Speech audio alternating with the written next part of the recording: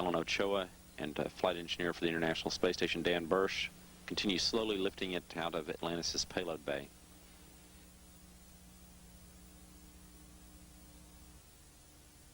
This now a live television view from the station,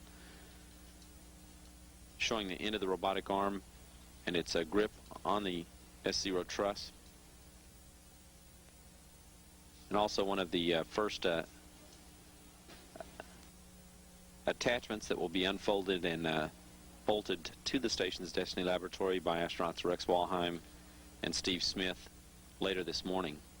Walheim and Smith in the midst of their preparations for beginning a 6.5-hour spacewalk that on schedule is planned for a start around 10 a.m. Central Time. The timing of their spacewalk, however, synchronized with the operations underway to attach the S0 truss atop the Destiny lab.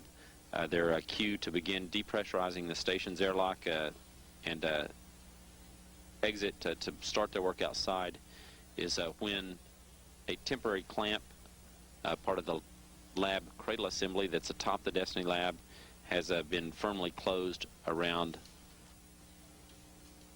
a mechanism on the S0 truss to tentatively attach, or to temporarily attach, the S0 truss to the station.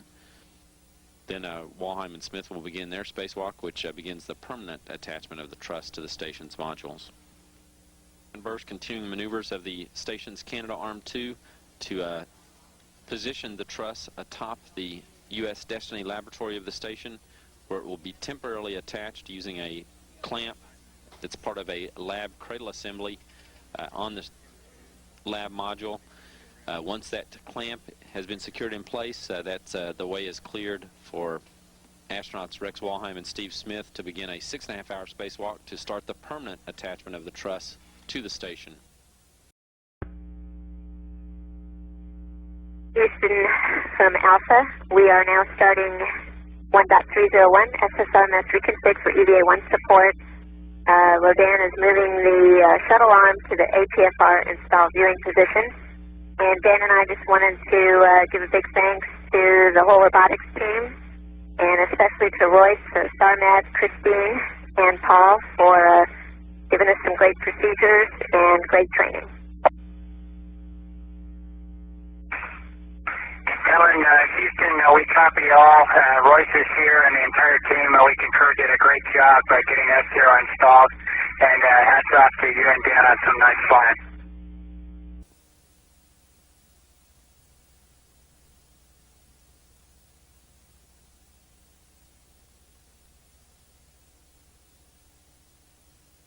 Houston, the depress is recommenced using both depress methods, and the thermal cover blew open when Steve opened up the MPV valve.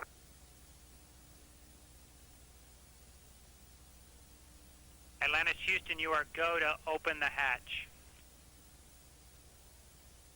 Copy, go to open the hatch.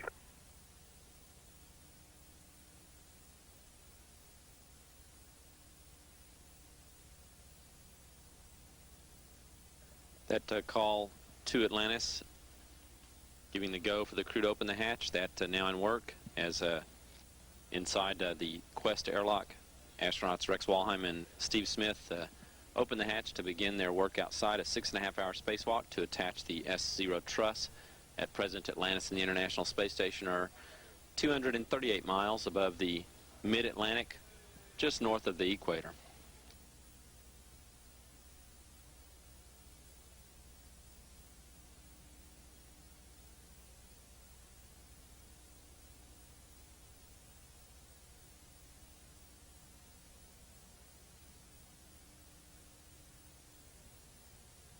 This a live view from a camera mounted on the International Space Station's robotic arm as the crew exits the airlock during the spacewalk. APFR doesn't appear to be able to push in and rotate. Houston, copy. Stand by, Jerry. During the spacewalk, Smith can be discerned from Walheim. Smith has solid red stripes around the legs of his spacesuit. Walheim wears a solid white spacesuit. You're not trying to push in on it before you try to rotate it, right? Sure am. Put a manual on all four, then frame up. Okay, let me take it off.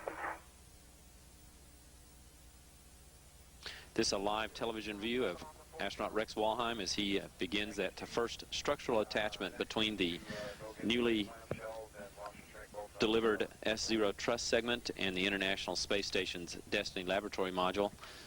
Okay, Jerry, so I'm just going to go to ratchet clockwise, correct? Power off. That's correct. Power off first. Walheim installing 4 bolts that will be tightened in place to attach the foot of this strut, the V-shaped strut in view at the top of the screen that extends from the S0 segment to the Destiny Lab. I'm sorry, you can stop that. Let's go forward about 3 or 4 inches. Okay, coming forward. Second 3 to 4. Okay. First launch restraint bolt out on the port side. Thanks, Steve. Go for the second one. Quite a kick on the torque.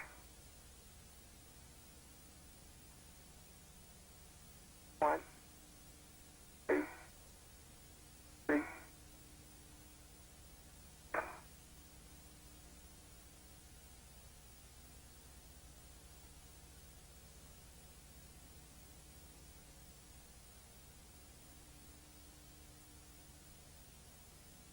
Okay, 11 turns. Okay, copy. Bolt 2 is 11 turns in. Bolt 3 next. Okay. Excuse me.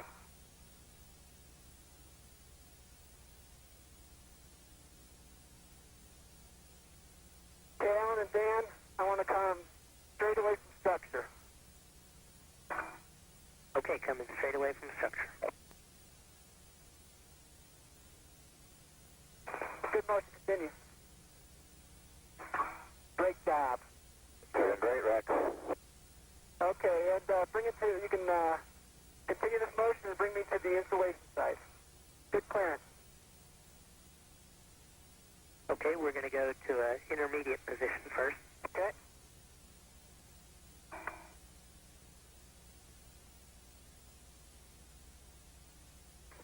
Okay, I'm going to start rotating counterclockwise. Is that correct, please, Jerry?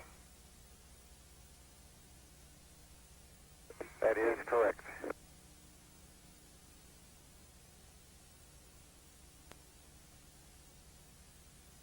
Counterclockwise.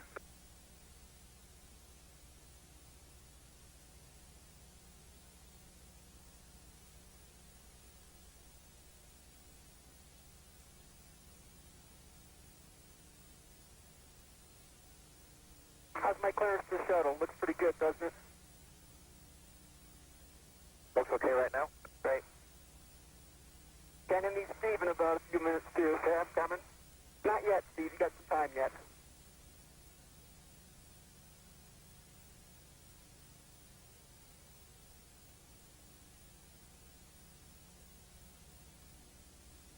Rotating. The front end looks fine. Keep rotating. Steve, check for droopage. Okay, hold on. Stop. Okay,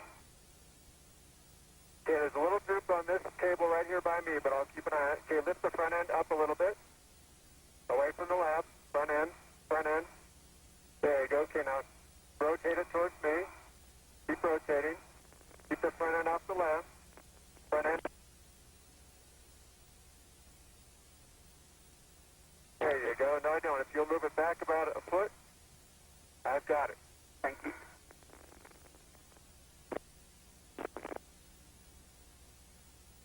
Are you soft back, Steve?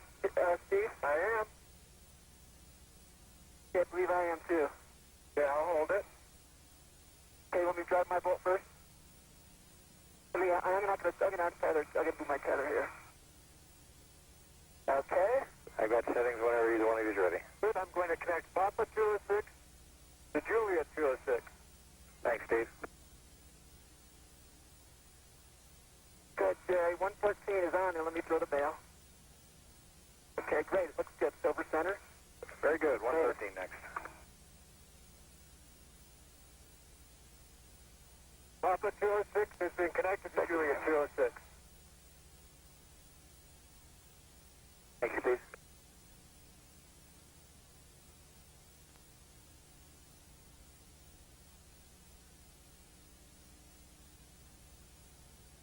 Okay, it's on there. 113 to 113. Let me throw the bail. Okay, good bail. All right, Rex or Jerry, Papa 205 to Juliet 205. That's correct, Steve, and a reminder, this is a fiber optic. Okay, it's got good inspection. Okay, Alan, I need to go Aft, please. Station aft about 2 or 3. Actually, about 4 feet. Okay, moving aft. And this is live downlink television pictures from Rex Walheim's helmet camera. We can clearly see the connectors he's working with to install the starboard forward umbilical tray connections. A variety of connections relating to power, video, and also some fluid connections as well involved in that to connect up the S0 truss structure to the rest of the International Space Station stack. Continue, Alan. Good motion. Top of the lab looks good. Good clearances. Okay, let's stop there, Alan. Arm is stopped. Actually, a little bit farther, about 3 inches farther, sorry. Okay, 3 more inches to the starboard. Good clearances. Good motion. Okay, let's stop there. It's a helmet view from Rex Walheim's spacesuit camera looking down at fellow spacewalker Steve Smith with a red stripe on the legs of his extravehicular mobility unit spacesuit. To do the connect umbilicals to S0 on FS7-14 as written. We concur.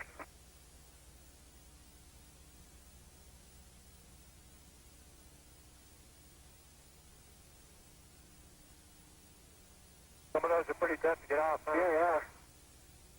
It's the O-rings that are kind of sticky. Yeah, they sure are. Okay, let's put this one in the bag.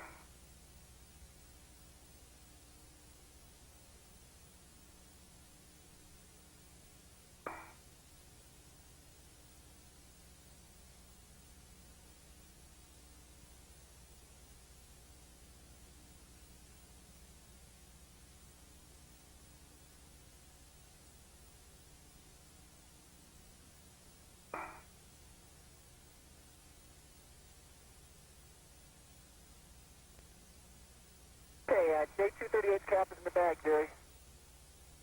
Thank you. Okay, Rex, I'm just going to follow your lead unless you want me to go through here with you. Okay, we got the big cap next, right? That's correct, 229. Okay. And stow it on umbilical 241. Okay, you see what 241 is, Steve, that's 229. It's the outboard side, hit that? the middle one on the bottom one. Actually, it's the inboard side. P229? Yeah, P229. Yeah, it's right next to your left hand, Steve. Okay. The MOI is done, Sorry. Jerry. The MOI is done, Jerry. Thank you, Steve. Okay, now I'm back with you guys. What do you want? Right by your left hand, see P229? I do. Okay, is that what you want, Jerry? P229, is that correct? Pretty sure. Steve Smith and Rex Walheim working together attach cables of the S0 starboard tray to the Destiny Laboratory module of the International Space Station. The particular cables they're working on now will eventually supply power for the Japanese experiment module known as Kibo. Stow it on umbilical 241. And 240, is that matched, Steve? Yeah. Okay, good. Wow. I can't get it. Try again.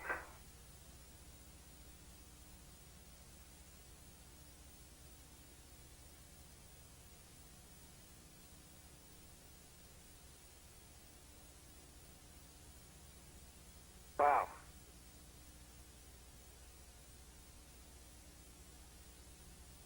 We're going to sleep well tonight. Yeah. Good job, Steve. Okay, you can leave that one hang. I'm going to hand you the cap, okay? Okay, hold on.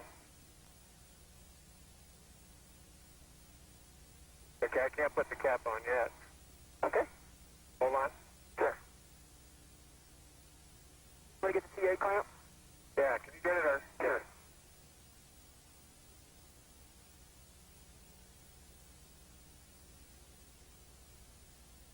You guys have made me so happy. You're both on the same page. There you go. Okay, you're going to stay tethered to that, right? Yes. Okay. I've got it. You've got it?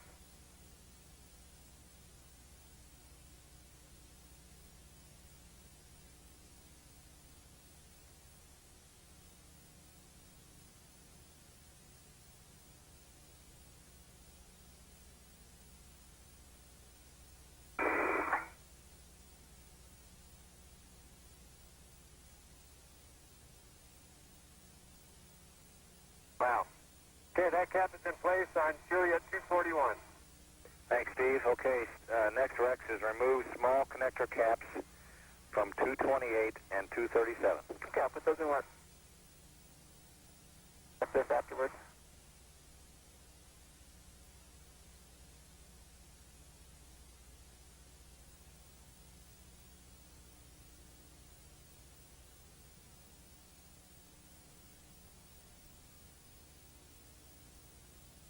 Is that Baja California, Terry? Yes, it is. Wow. Okay, good motion, Alan. Okay, the jack looks good, Jerry. You can stop there, Alan. And the plugs look good. Thank you, sir. Remember that.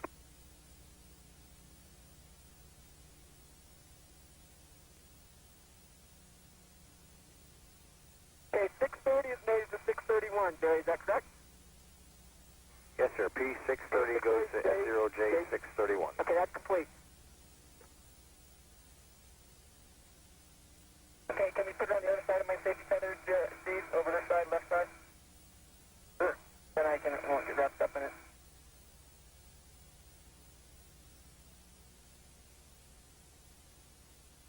Okay.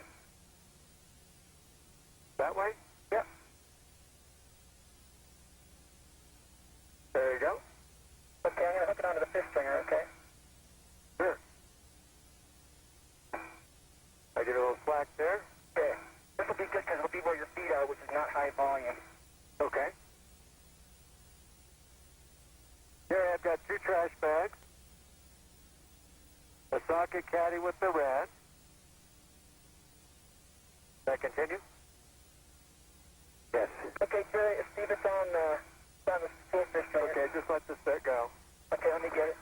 Oh, I'll tell you what, I'll let mine go. Okay, that's a good idea. 1, 2, 3 reds and 3 adjustables on my mini workstation. A BRT with a red. 2 waist tethers. Okay, I let go of it, Rex. Thanks. Okay. Anything else, Jerry?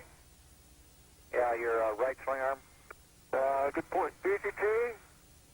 And here's a good look from Steve Smith's helmet cam as he peeks inside the hatchway at Rex Walheim, who has already entered into the airlock named Quest. Okay, I think that gets it all. Okay, I'll try and grab the thermal cover while I'm coming in. Okay, and tether to it if you need it. Okay. Steve making final preparations to re-enter the International Space Station. Looking past the liquid oxygen and hydrogen and nitrogen tanks on the outside of the Quest airlock module, past the Soyuz crew return vehicle. Airlock and tether to it. At the Earth below, as the station complex makes a southwest northeast pass that will soon take it over the Southern California coast. Okay. DB1's water's off. DB2's water's off. Okay, go ahead and close the thermal cover and close and lock the EVA hatch. Okay, and I did put the strap on the thermal cover. Thank you. And guys, I'm going to turn you over to Carl until I can get down there. He's going to start you on the reef rescue card. Okay.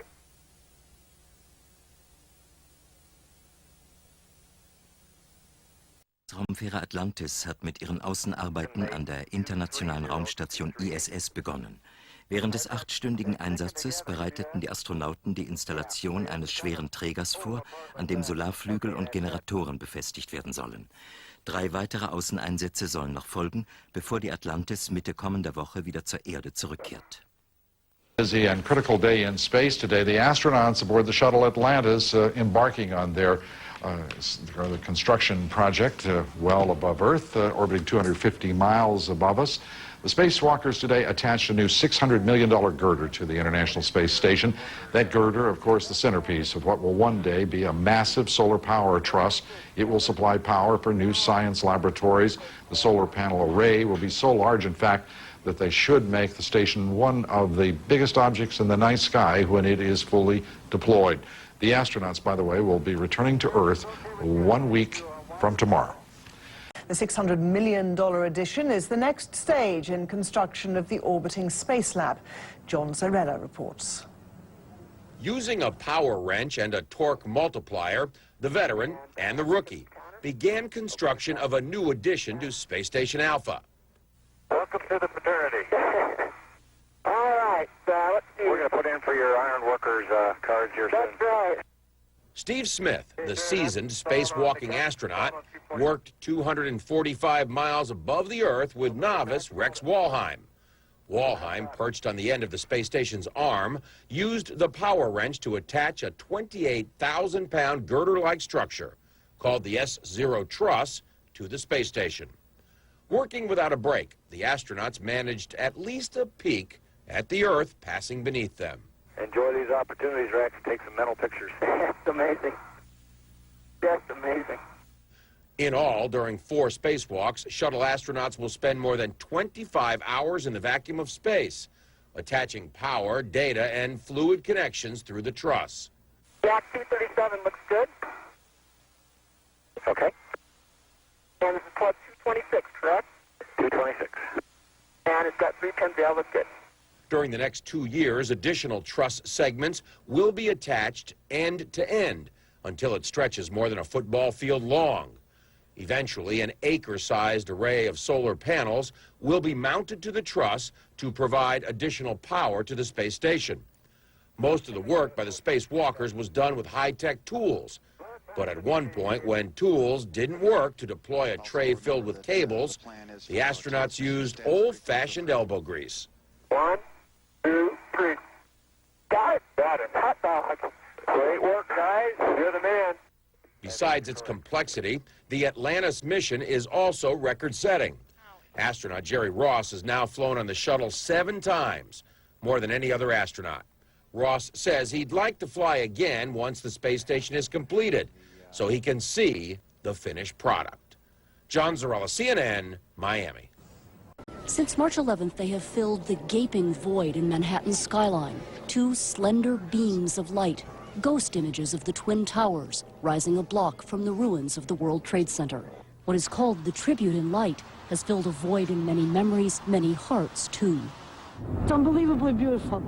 And they remind me of the World Trade Center. It's been really nice to remind myself of where those buildings stood in our skyline.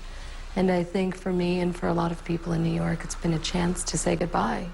New Yorkers will say what for many is a reluctant goodbye to the Towers of Light on Saturday night. A lot of people will be looking to see it, and then it'll be off. But those who created and developed the project say it was always ephemeral in both nature and lifespan. One of the reasons that we were able to put this project together was that it was temporary. That was the premise. Because the tribute in light was to shine for only a month, the Battery Park City Authority gave the installation free use of a paved parcel of land.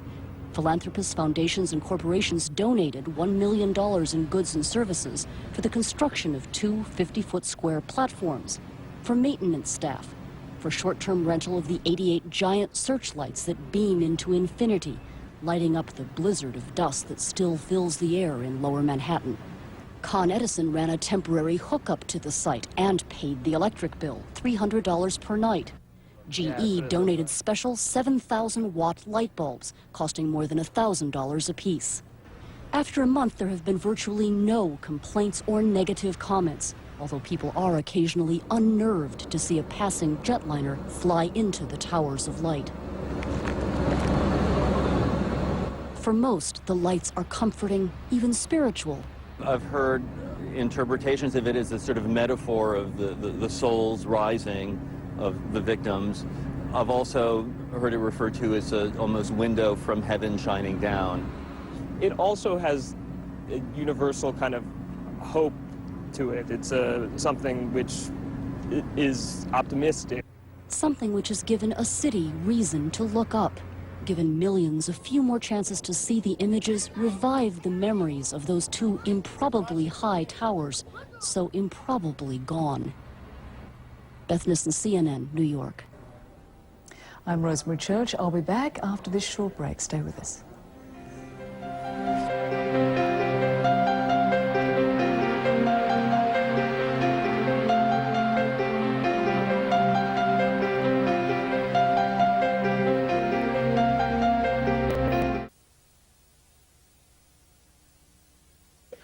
This is Mission Control Houston, the International Space Station, flying directly overhead of the big island of Hawaii as it makes a southwest and northeast track over the Pacific.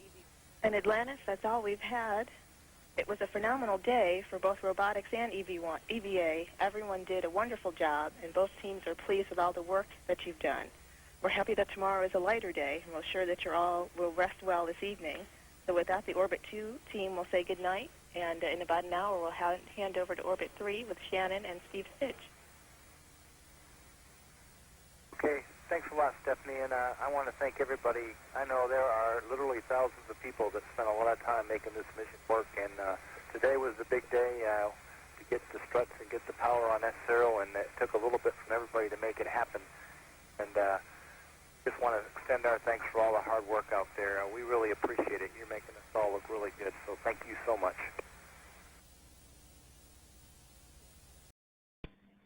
Well, good evening and welcome back to the Johnson Space Center for tonight's mission status briefing on Atlantis' flight to the International Space Station. With us this evening to discuss the first spacewalk of the mission and S0 truss operations today are Milt Heflin, the STS-110 mission operations representative, Ben Solari, the STS-110 launch package manager, and Dina Barclay, the STS-110 lead spacewalk officer. And we'll start off with Milt. Okay, Rob, thanks.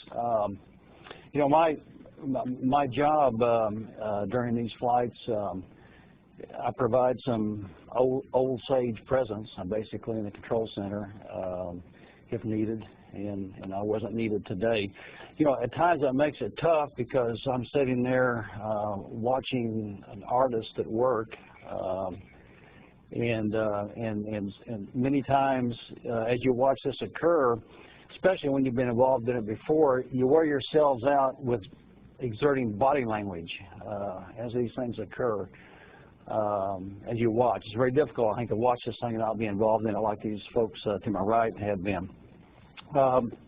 Obviously, it's gone very well today. This is the first of 4 scheduled spacewalks on the flight, so we're just getting started. I think pre-flight we all believe that this spacewalk in particular would be probably perhaps maybe the toughest of the bunch and maybe the longest of the bunch. And I know Dina's gonna get into that in just a minute.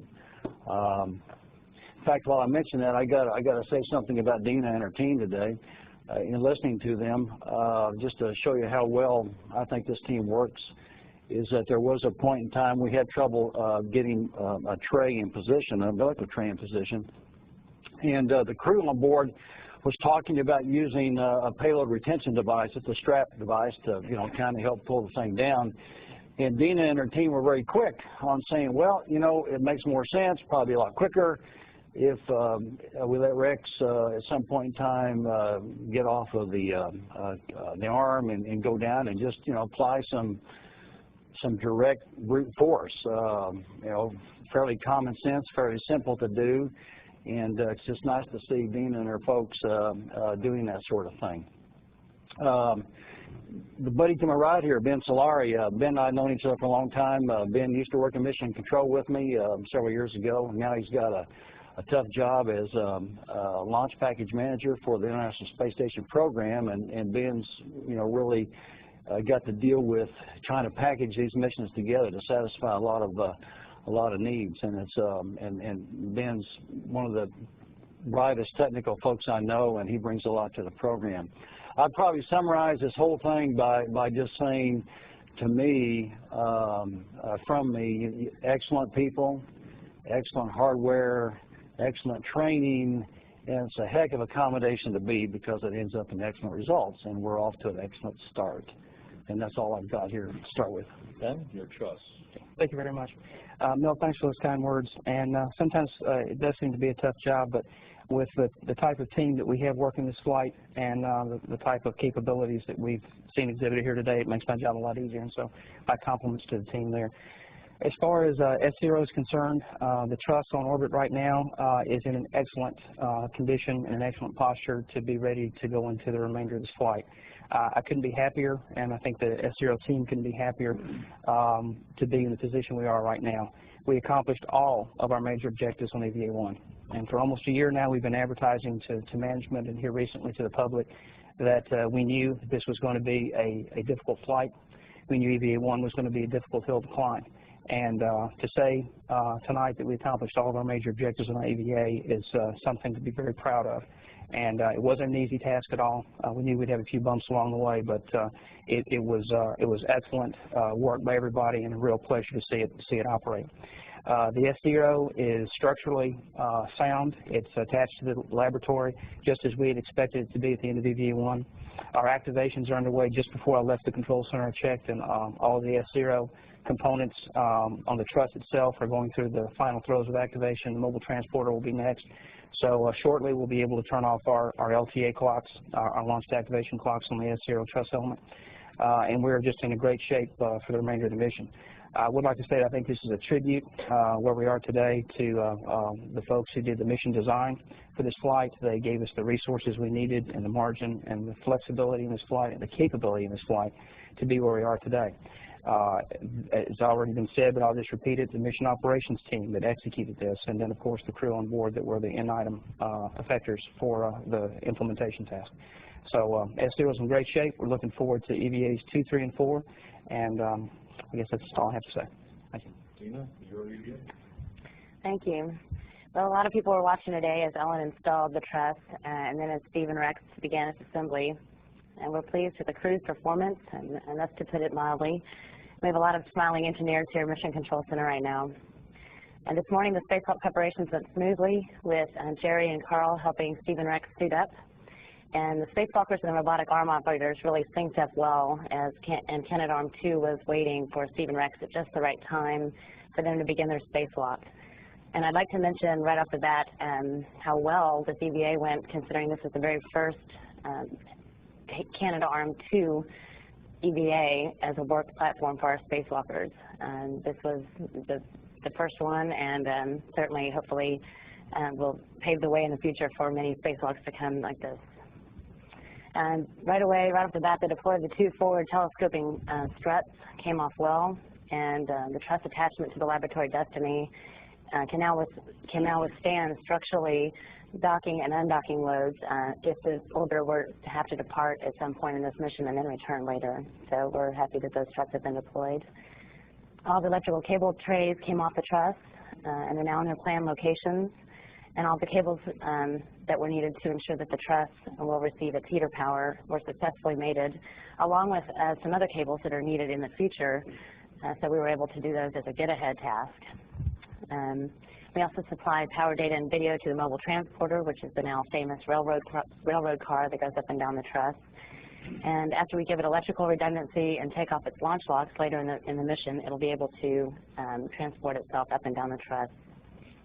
In this EVA, we were not able to install circuit breakers, number 7 and 8, but these were considered a get-ahead for this EVA anyway. We were hoping to install them just while we didn't have power to the truss, but as it turned out, we had a few other small problems which caused this EVA to run long, and we were unable to install those.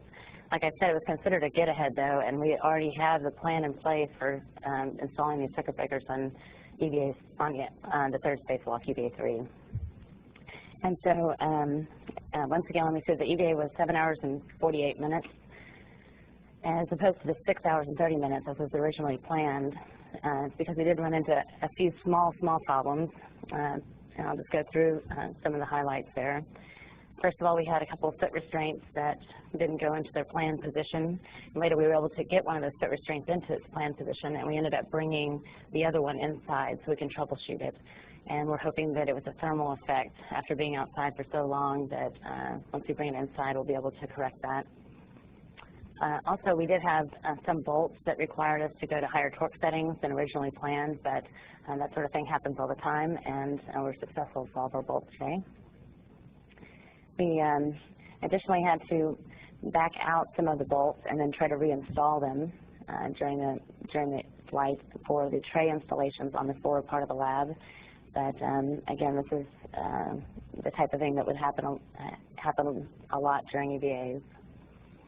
I'll just mention on the forward struts, our nominal plan for the installation of the bolts that hold the struts down to the lab, our nominal plan was to use the torque multiplier, which is a device which allows us to input a high amount of torque into the bolts along with the power tools that the crew uses. And one of the bolts did require us using a torque wrench on it because we couldn't get a good fit of the torque multiplier and the power tool together.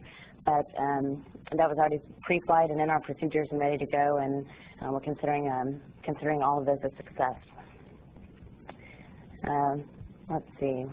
Additionally, the aft tray, which is a large tray in the rat's nest area that's required to deploy in order to mate all of our nominal power cables. It was a little sticky, and so we had Rex get off of Canadarm2 and go back and help Steve with that deploy, and between the two of them, they were able to muscle that into place. Because the EVA went long, I'll also mention that we did send him back to the airlock to go get some more oxygen by hooking up to the umbilical inside the airlock. But again, this is not a seriously off-nominal situation, and it's just a result of running long. And I'd also, while I had the opportunity, like to thank Michelle Hollinger and Zed Scoville, who are part of my team, who did an excellent job with both tracking our suit consumables as we ran long, and also with all of the different failures that, or problems, I should say, that occurred during the spacewalk. And Michelle Hollinger was instrumental in getting that aft tray deployed.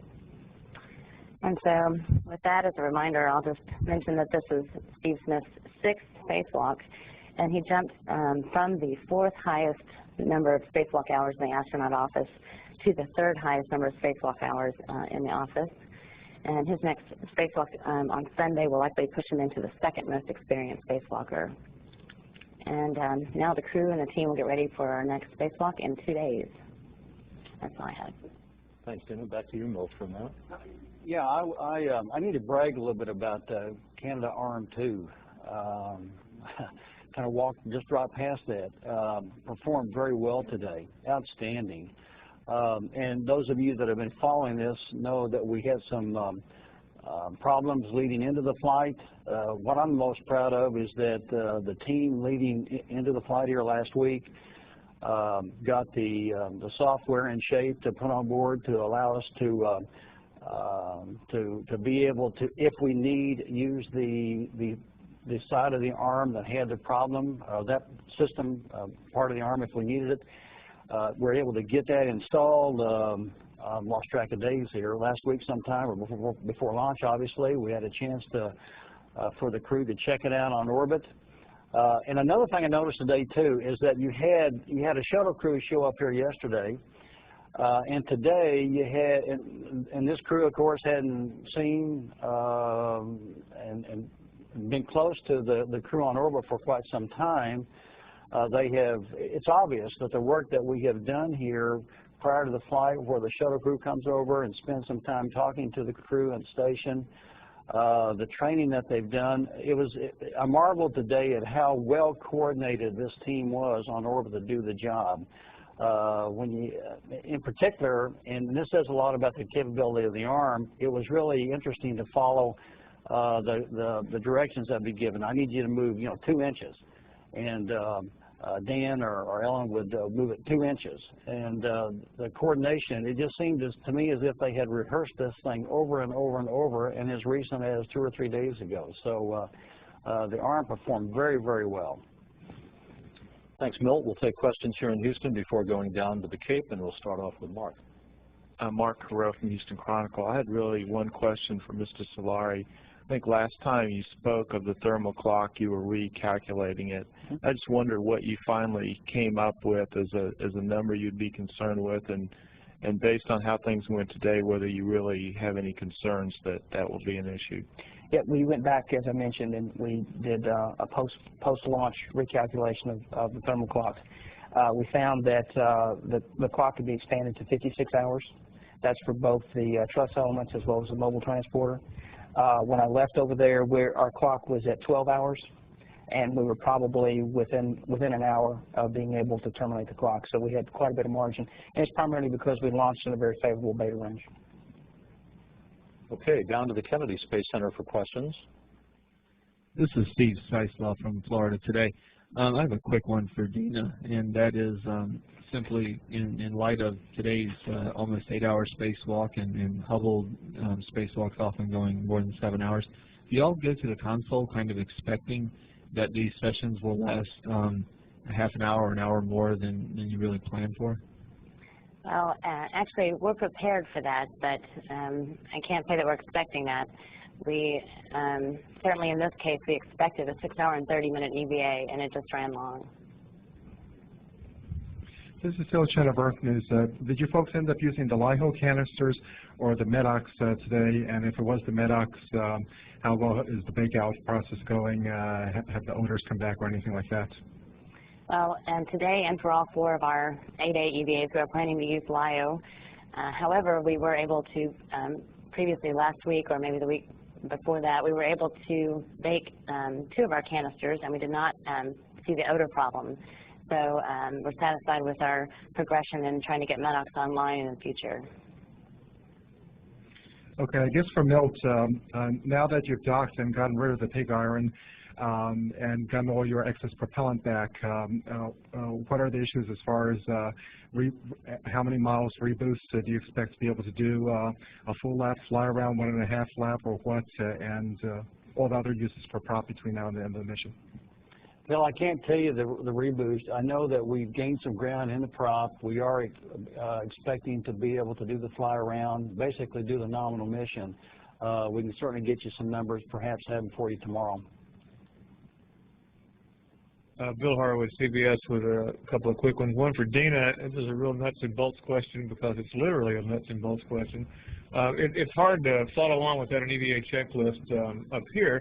Can you tell me how many electrical cables total were actually hooked up today and how many bolts were driven on? Still a question, but I really don't know. I intended to get that information for you, but I didn't have time before the conference, so I'll have to get that for you later. I think that the electrical connectors all told for 8A is on the order of 110, and the number of bolts is 250, but I can't recall for this EVA how many we have. But I can get that to Rob for you. Yeah, that'd be great. I'd appreciate it. And a couple for Milt, or I guess for Milt. Milt, you know, everybody talked a couple of years back about the wall of EVA as you guys approached space station assembly, and that got to be almost a cliche. And here you guys are, 35 spacewalks into assembly, and they all seem to go extremely smoothly. I think, you know, looking at it in a macroscopic scale anyway. Are you guys over the wall? Are you halfway up the wall? How do you view that now? In other words, have you guys done what you needed to do to handle all these EVAs coming, or do you still see challenges down the road that are that significant? Bill, by the way, I share your question about the bolts and the nuts and whatever. That's one of my things today in getting tired, you know, body English-wise, was I was trying to keep up with that too, and it seemed like we always had another bolt to go deal with, and a bunch of them. You know, this team is really gaining a great deal of confidence, and I think that's probably the key. There's still you know, we're not on top of Mr. Holloway's mountain. I don't know how far we are we're still a ways from the top. It's still a steep climb, but we have clearly demonstrated that we have the capability and the energy to make that climb. Each one of these EVAs, you go in knowing you're going to have some difficulties, but you know you've got the team sitting there that's going to work through that. And it's interesting because, Bill, it might have even been you years ago, and when we were just having a chit-chat one day, it was you or one of your colleagues that had mentioned to me that we are probably our own worst enemies due to the fact that we make it look so easy. You know, we do this so well. And double-edged sword, I guess. The alternative to not do it well is to do it poorly, and if we do it poorly, we won't be doing this. And so we do it so well, but I guess that's difficult. I'm glad we make it look easy, but I can guarantee you when you sit there and listen to the team in the control center, and they're constantly working on where are we, what we're going to do, what's happened to us, we've got a problem here, what we're going to juggle around. They work very hard to make it work. doing very well. Thanks. I don't know if this is a question for you or not. On the Canadarm2, it seems like the PCS displays, or it seems glitchy when you listen to it. It seems like they're always calling the ground to check out something, or they see an indication it doesn't turn out to be whatever. Is the software, the control software for that arm, is it a matter of working the kinks out, or is this just the normal kind of stuff you see with something as complex as this? Well, Bill, you're right. I may not be the right one to answer that question, and maybe none of us here would be able to do it adequately. I suspect that it's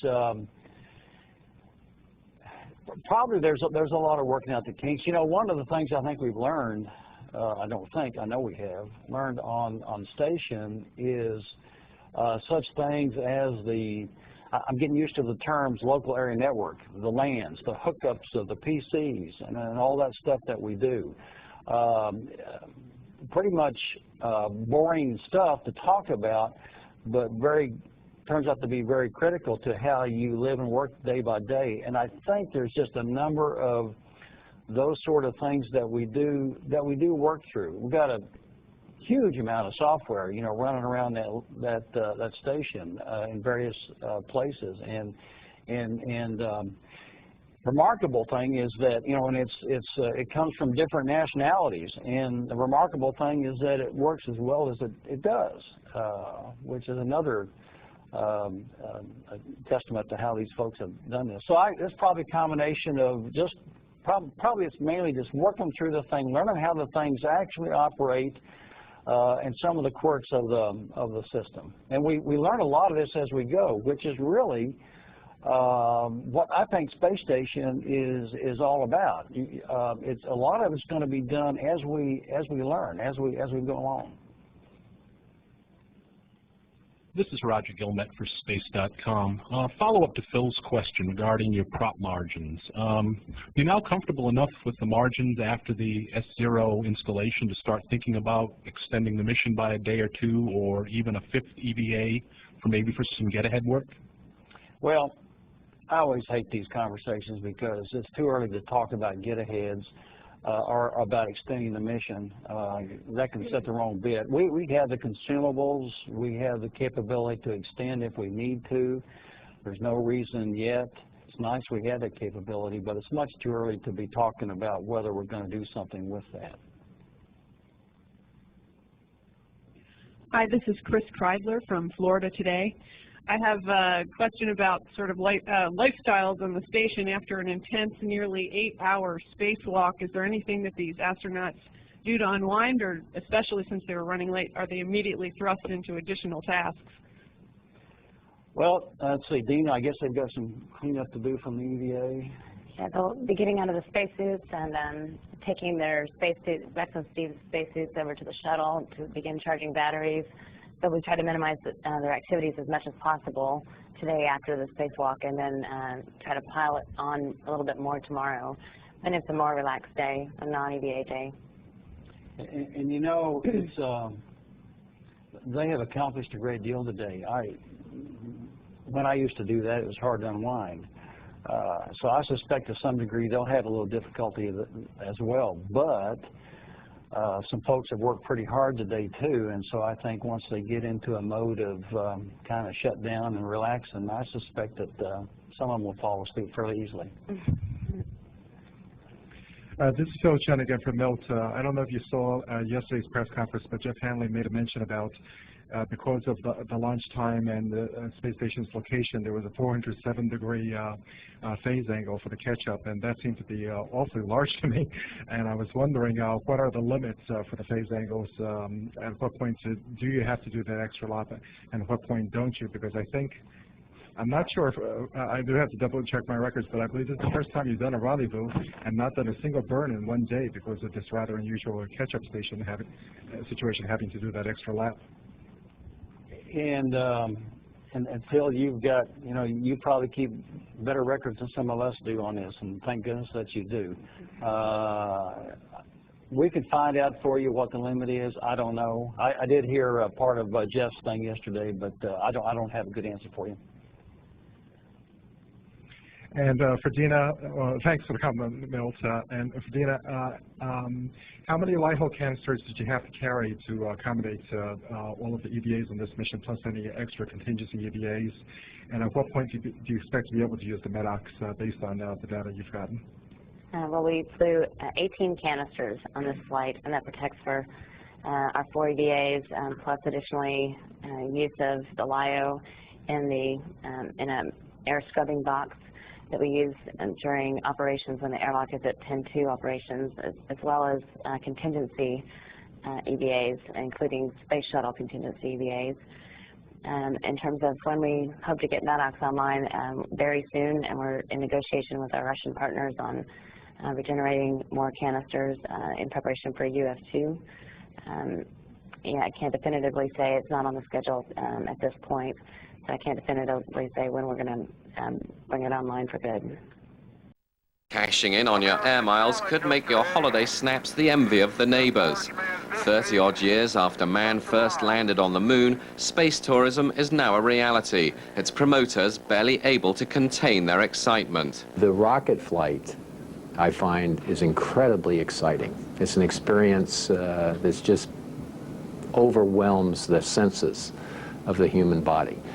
So here's how it would work. A 2- or 3-seater space shuttle like this would blast you into suborbit for about 30 to 90 minutes. Seem far-fetched? Well, a prototype has already been built in Russia. The planned departure date, 2005.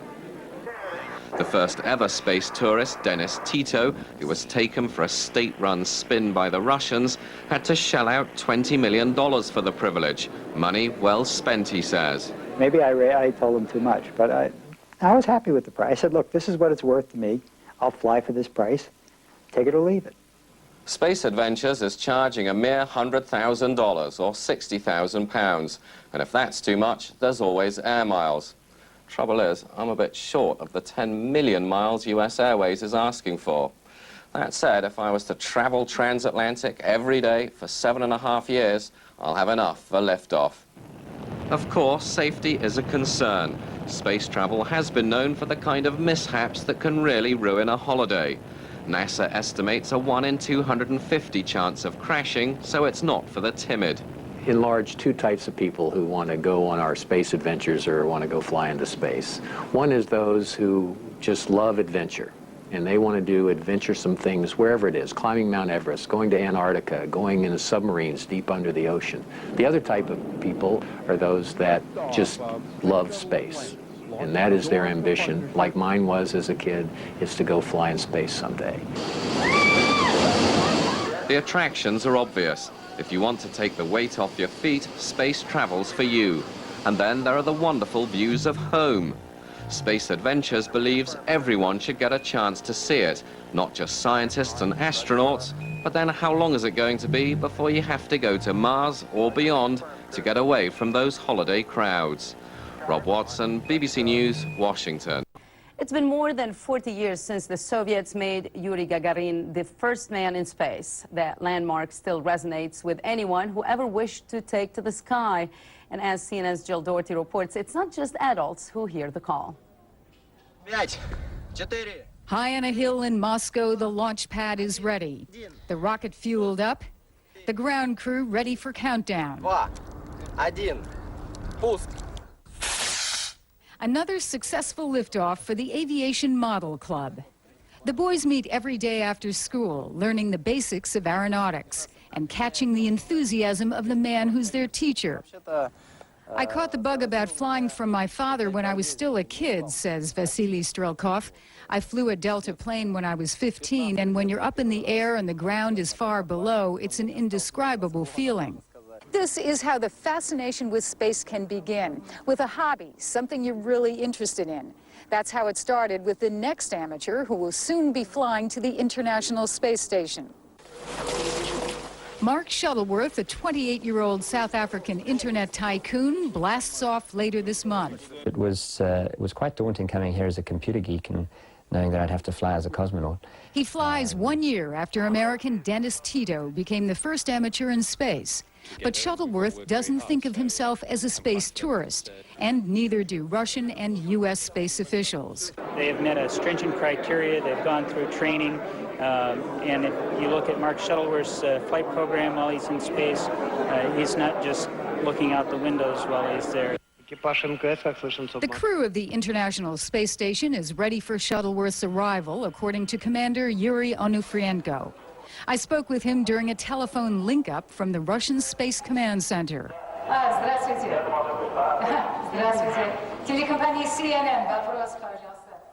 The Russian commander thinks it's fine. He says cosmic tourism is just in its beginning stages, but in the near future will become an integral part of space exploration. Our conversation took place just 1 day before the 41st anniversary of man's first flight into space. Yuri Gagarin, 1961. More than 4 decades later, professional and amateur astronauts still dream of following him. Jill Doherty, CNN, Moscow.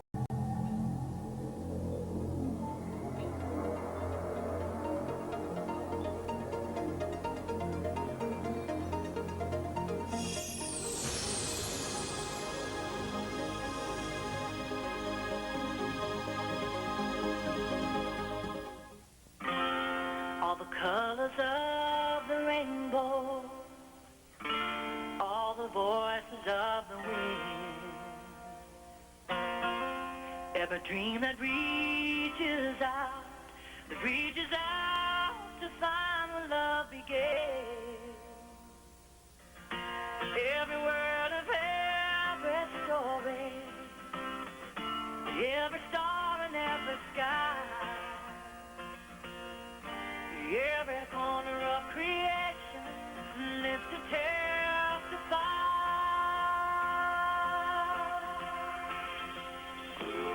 For as long as I shall live, I will justify the love, be a witness in the silence. Every word's not enough. With every breath I take, we'll give thanks to God above. For as long as I shall live, I will testify to love.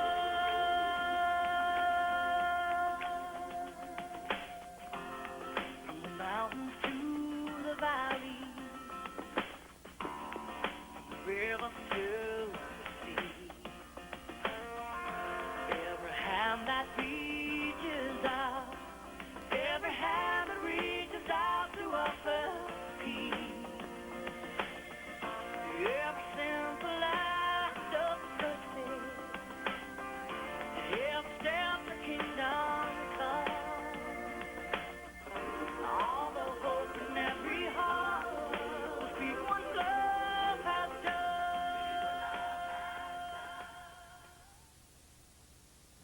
Good morning, Atlantis, and especially good morning to you, Bloomer, and we thank your family for picking out that song. It's sort of a nice theme song for your flight.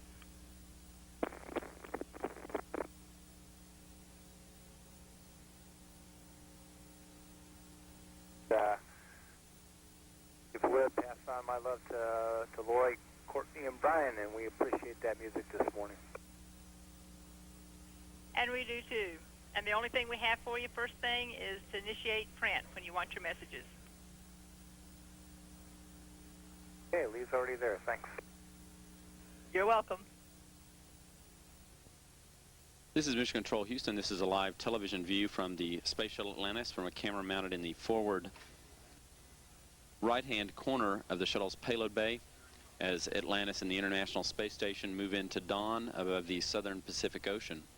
Aboard the shuttle and station today, the crew's transferring equipment back and forth between the two spacecraft. Among the items being transferred, experiments have been a large portion of the work so far for the crew. Atlantis bringing up a suite of new experiments for the station's Destiny Lab. Those experiments include a protein crystal growth experiment that has 150 different samples from teachers and students in a dozen different states, as well as several hundred samples from scientists at the University of California at Irvine, California. Other experiments transferred include a plant growth experiment from the Ames Research Center, that is making its debut aboard the station. This experiment, one that will study the growth of wheat plants and also lay the premise for improvements to the facility as it is used. The biomass production system, as it's called, is used throughout the lifetime of station for plant growth experiments. Elsewhere aboard the station shuttle complex in the Quest airlock, a transfer of oxygen from tanks on board Atlantis to tanks in the airlock continues. That'll continue for several hours throughout the day, and will be repeated later in the flight as well to continue replenishing oxygen tanks in Quest that are depleted as part of the preparations for the 4 spacewalks taking place during the mission, 3 remaining. As preparation for those remaining spacewalks, and in particular the spacewalk that is planned tomorrow on Saturday by astronauts Jerry Ross and Lee Morin, Ross and Morin have installed their spacesuits into the Quest airlock, the point of origin for their work tomorrow, and are spending the next couple of hours setting up tools and equipment in that airlock in preparation for their exit and beginning of the spacewalk tomorrow from that compartment. Alpha Atlantis, this is CBS News Radio at KSC. How do you hear us?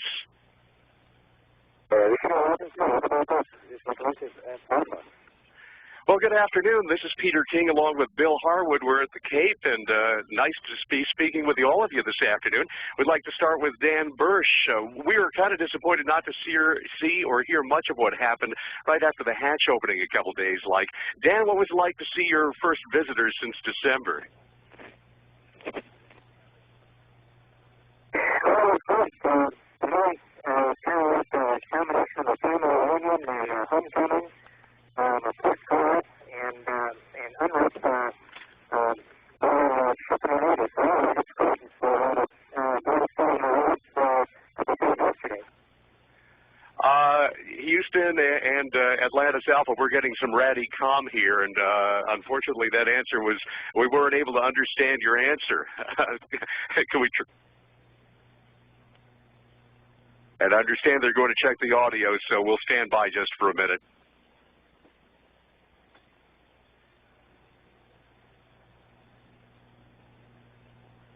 A little bit from Bloomer this morning, and he managed to fix it, so it might have to do with microphone placement. Maybe he has a secret.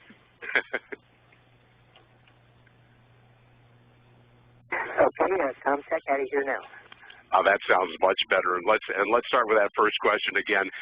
We were just wondering what it was like for you to see your first visitors since December a couple days ago. Not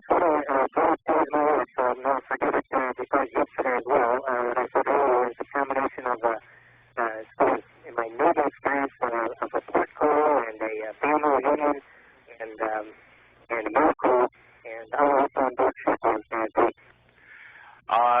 Houston and Atlantis Alpha, ratty comm again. Maybe we'll give you a little radio technique and try not holding the mic so close. Try holding it just a little bit farther away, and let's see what happens. Okay, one more time. The guys on board here are getting bored of my answer, but maybe I'll just say it was a great day that I'll never forget. That sounds much better. And what's it like to suddenly have a station full of people after having the place to yourselves for so long? I don't know. I think I'm just so happy to see other faces. Nothing against Yuri and Carl, but I think it's great. It's just it certainly things do. We have a lot more things floating around. In fact, the other day, actually this morning, something floated through the hatch, and it took us a while to figure out whose it was. Got the phone, I guess I'll ask you a third, or I guess in this case a sixth question in a row. I really enjoyed your letter home, which NASA put on the website earlier this week, and I was particularly taken by your description of flying the length of the station and working upside down, that sort of thing. I was just curious what sort of stuff you guys do for fun up there that you can't do on Earth. I mean, what sorts of things do you do to relax? Well, what we've been trying is, and I haven't been too successful so far, is that we try to, we have some foam balls that we try to throw the way to station, and really haven't been too successful so far, but that's kind of what we do for fun. Of course, we play like our food, like every good astronaut. Carl's great on the keyboard. He has a keyboard up here that he plays, and we also watch movies. Thanks, and a question for Carl, I guess. Carl, I was struck yesterday listening to the spacewalk and hearing Barbara Morgan on console and mission control, and I'm not trying to embarrass Barbara. I know she's working right now, but there are news reports this morning that Administrator O'Keefe is going to name her to a mission this afternoon, and I was wondering what your guys' thoughts are about that. Well, I think that's really fantastic, and we wish her all the best. And in general, I was just curious what your thoughts were about the maturity of the station vis-a-vis space tourists, civilians in general. I mean, it seems like you're getting to the point where civilians can safely come up there with proper training and supervision. Just wondering what your thoughts are. Well, I think that, of course, our Shuttle has had quite a bit of training. In fact, we met him before flight in Star City, and so he's been getting the full treatment for flares and certainly the Russian treatment, and I know he's come to the U.S. as well. So I think that he's going to be ready to fly, and of course, he's going to be participating in some experiments as well and conducting some experiments. So I think that it's part of the commercialization of space. It's really not so much tourism as he is representing his country, South Africa, and we look forward to seeing him on board. Carl, this is Peter again, and we're going to ask you to hold the mic a little bit further away again, if you would, please. I know you're awaiting a barbecue dinner tonight. I'm just wondering, how hard has it been for you guys to resist breaking it out for the last 2 days? Well, we've been awful busy the last couple of days, and we've sort of been eating at odd times just to, trying to keep up with the work of the last couple of days. But we're looking forward to a little time to relax together here before the next couple of EVAs. And what's on the menu tonight? I'll pass that off to one of the STS-110 guys.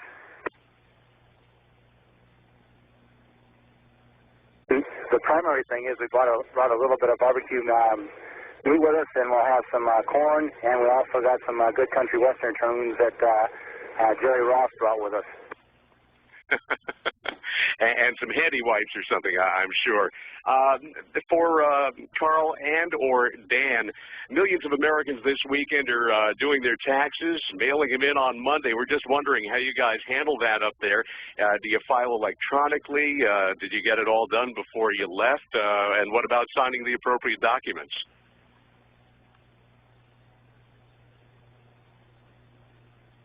Yeah, my wife took care of that, and we already have an extension. And for Carl? And actually, we had filed for an extension, but my wife got out one of the tax programs, and she filled it out and took care of it all. So she's got she's sort of in charge while I'm gone. So she's been doing a great job taking care of running all the finances at home, like she always does. Hey, Bill Harwood again with a question for, I think, Steve Smith this time. We were talking to Milt Teplin yesterday, and I was asking him about what we used to hear about all the time at station news conferences, which was the wall of EVA, and I was saying that I guess yesterday was the 35th Space Station Assembly spacewalk, and I was wondering if, in your opinion, all the procedures and training are in place so that that wall doesn't exist anymore, or does it still exist? Do you still see major challenges when it comes to training and facilities to get ready for these complex missions? Well, actually, the answer is a combination of both things. The wall is here. We have several EVAs we're going to be doing this year. We set a record last year.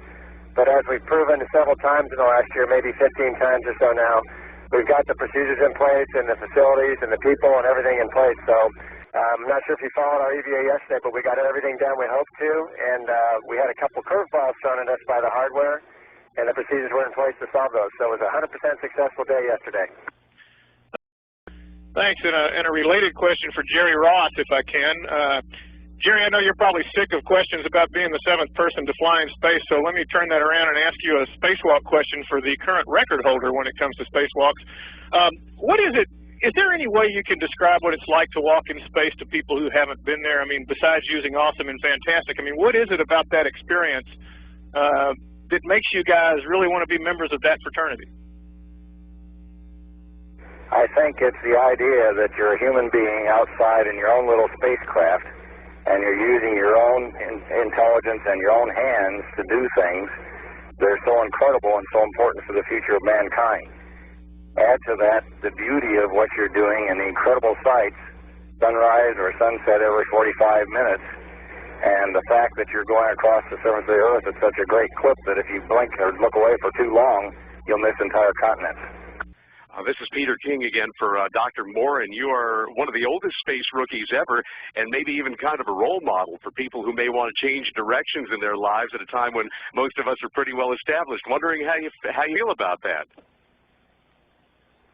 Well, I've been very fortunate to have this opportunity, both to just to be in space, not to mention being on the International Space Station, and then the icing on the cake is having an opportunity to do 2 EVAs, and on top of that with no less than the king of EVA himself, Jerry.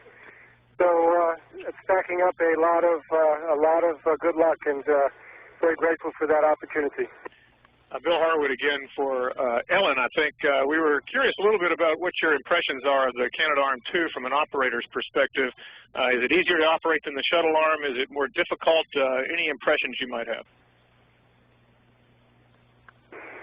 I think the controls to operator are a little bit more complex, and that's just because the arm has more flexibility. It has more joints, so there's different ways that you can operate it. So you have a lot more choices in how you actually use it. But before I came up, I talked to Dan and Carl and asked them how it flew, and they said it flew really smoothly and really well, and probably even better than what they saw in training. And I thought the same thing yesterday when Dan and I had a chance to use it. So I was really happy with how all the robotic ops went yesterday, and we're looking forward to doing a lot more later this week. Atlantis Alpha, this is CBS Radio saying thanks. It's been nice speaking with all of you. And one request for the EVA guys, if you could look around a little bit from time to time so we can get a little bit better view of your surroundings with those helmet cams. Have a great flight, and we'll see you when you get back.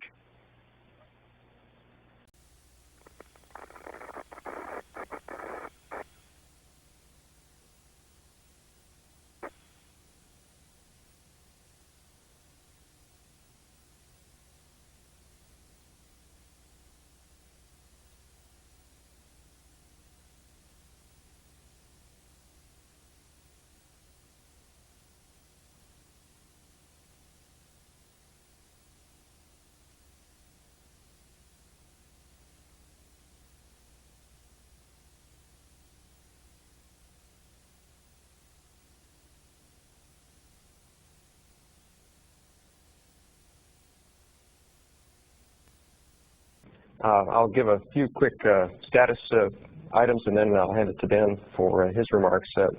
We started the day again today at about 211 by 205 nautical miles. That hasn't really changed since our arrival at Station Alpha. Our on-orbit margin continues to be about 2 days, a little over 2 days actually. We built a little bit more in terms of our ability to stay at the station if required, but thankfully, with the results of the EVA yesterday, that's become a little bit less likely to be required. Our propellant margins are good.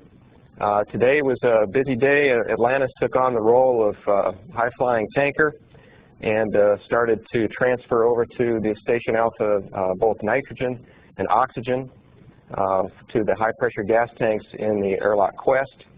That was initiated during the crew's morning. And that process will continue until they get ready to go to sleep tonight. We maneuvered to a dump attitude today, and we dumped overboard a couple of bags of condensate water that had been collected on board Alpha over the last couple of months that had been stockpiled and awaited our arrival so that we could dispose of it.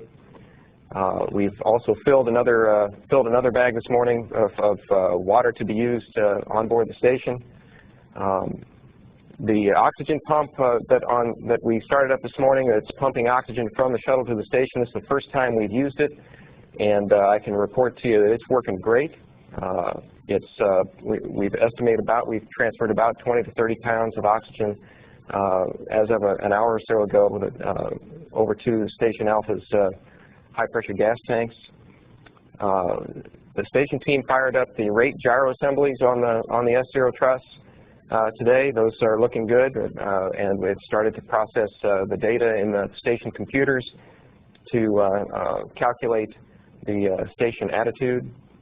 And we also fired up the global positioning system receivers on the S0 truss and have started taking data from those units as well. The EVA suits are being equipped for tomorrow's EVA-2. EVA-2, as you'll recall, will install the aft struts and remove a couple of keel pins from the truss so that the mobile transporter can translate back and forth in the coming days. We've got Jerry and Lee's suits in the joint airlock, and they're ready to go. We've done a little bit of replanning. There's one small item that we had on the list of possible things to get done on EVA-1 called circuit interrupt devices. We've reprogrammed that for EVA-3. That was rather expected. Pre-flight, we had talked with the crew about it being likely that the SIDs would, as we call them, circuit interrupt devices, would not be performed on EVA-1 if anything slowed us down. And as you recall from yesterday, we had a couple of minor things that slowed us down. We've continued with the mid-deck payload transfers today, transferring a couple of payloads from the station to the shuttle and one over from the shuttle to the station. And our pre-mission plan remains fairly well unchanged. The EVAs, other than that one item on the circuit interrupt devices, are pretty much as we planned them. The only really substantial change is we've moved one of our planned dump periods for water from tomorrow to flight day 7, and that's so that we have room in that tank to collect waste on the shuttle for another day, docked day, to protect our +1 or +2 extension capability. And with that, I'll hand it to Dan. Okay, thanks, Jeff. Well, I'm very happy to report this afternoon that we've had a very successful day of S0 activation. Over the course of last night and this morning, we have activated 4 new computers on board the space station. The 2 external MDMs, which are sort of the heart and nervous system of the external truss systems, and the 2 MDMs that are dedicated to operating the S0 components itself. In that instance, that activation went nearly flawlessly. Computers came up, took control of their respective units on the remote terminals, and everything went very well with those computers. Shortly after that, we activated a lot of our system heaters on S0. Those all came up nominally, and I'm happy to report that we were able to terminate our launched activation clock, or our thermal clock that we've been talking about for the last couple of days, after 12 hours and 22 minutes of exposure. As Jeff mentioned just a few moments ago, our USOS, U.S. Orbital Segment GNC system is coming up nicely. The GPS system was activated, and we've been able to start beginning to get state vector information transferred down, which means that the system is locking on to the 4 satellites in the constellation as expected. The rate gyro assemblies, both 1 and 2, were activated, and we're processing that data now. Those all look very nominal. We brought up the one side of the mobile transporter, System 1, which is related to the single tusk that we attached on EVA-1 as planned. The systems there look all very nominal. We had one minor glitch in a remote power converter unit on the mobile transporter where we had a status indication that didn't look quite right. We have verified that the power control unit is working fine. It appears to be a status problem, and we'll be looking at that further with some additional software dumps, but that all looks very nominal. So all in all, over the last 24 hours or so, S0 has come to life on orbit and is looking very good. Jeff also mentioned about our payload transfers. We were able to successfully transfer the BPS over to station, and based on negative reporting, it was scheduled, but we didn't really expect a report back from the crew this early. The PCG doer also should have been transferred, and coming back over on the station side were the S-test experiments. As far as our plans for tomorrow's EVA, again, I think Jeff hit most of the key points here. We really don't have any planned changes to EVA 2 based on the results from EVA 1. We're going to stick pretty much to the plan as previously advertised. We will be looking at the impact, as you mentioned, on EVA 3 of bringing up the SID 7 and 8 into the plan. And as was also mentioned, that we expected that pre-flight, and so we've got a plan to react to that and absorb the SID's operation in EVA 3. We have been looking at some of the problems that we did encounter, minor problems that we encountered during EVA 1 with some of our bolts and attachment devices. We are looking at the possibility of adding a couple of tasks on EVA 4 to go back and take another look at a shroud area on the port umbilical that attaches to S0 and also the forward avionics tray bolts. And we're also looking at some blankets in around the GPS antennas that, if you recall, when Rex was translating across to get the avionics trays, he did a survey of the 4 antennas back there and mentioned that our port zenith antenna, the blanket had kind of billowed up around that antenna. So we're looking at the possibility of maybe going up there and maybe doing a little touch-up in that area. But again, all those are very minor. Even if we didn't do any of those, they're not required for S0 to operate and function nominally on orbit. So again, the major goals for EVA 2 remain as advertised, and we're looking forward for a very successful day tomorrow. From an S0 activation standpoint, what EVA 2 will give us is the second TUS attachment to the mobile transporter, and that way we can activate the second set of equipment that is currently dormant on the mobile transporter. So that's what we're looking forward to tomorrow, and that's all I have. Thanks, Ben. Let's go down to the Kennedy Space Center for questions. It's Marcia Dunn of the Associated Press. For Jeff, do you anticipate a full 6.5-hour spacewalk tomorrow, and might the spacewalkers get out a little early if they can? Well, we had some very good experience on the first EVA with the preparation of the suits and the preparation of the crew to get out the door. They got through their exercise protocol and their pre-brief in good shape. And fortunately, the robotics yesterday wasn't the pacing item for them getting out the door, and we did get them out the door about 25 minutes earlier than the schedule showed. I'm optimistic that Jerry and Lee will get right at it in the morning. It's possible they'll get out a little bit early, but you know, we'll take these things as they come. And yes, I do anticipate a full day.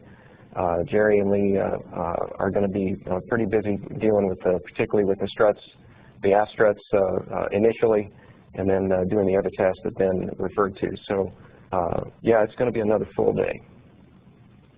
Thank you. And for Ben, the question was asked yesterday, and I'm going to ask it again today. How many bolts and connections will have been completed by the end of spacewalk number 2? Well, and I see you got me, because I was beginning to smile and I was pulling out my paper because I thought you were going to ask me what we did on EVA 1, and I'm all prepared to give you EVA 1.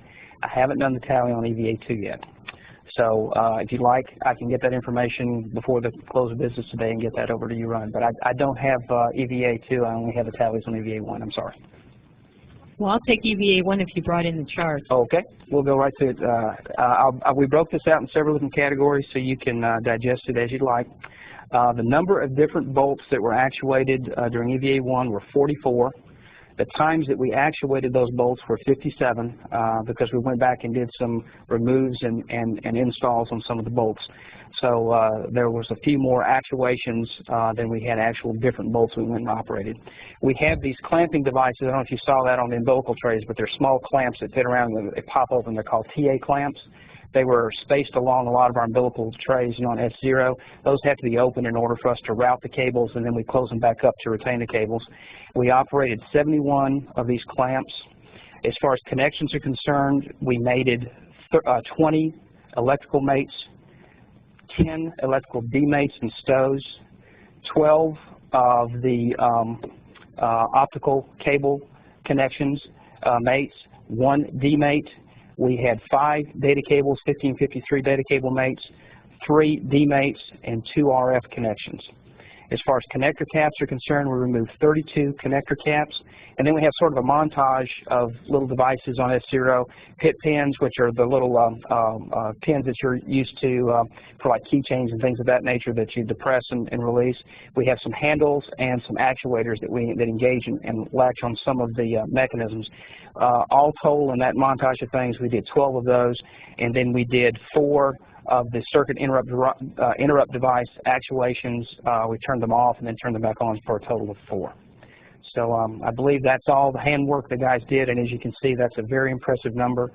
And the number will be somewhere in this neighborhood for EVA2, but I'll have a similar breakout like this later this afternoon, and I'll provide it to the PA officer.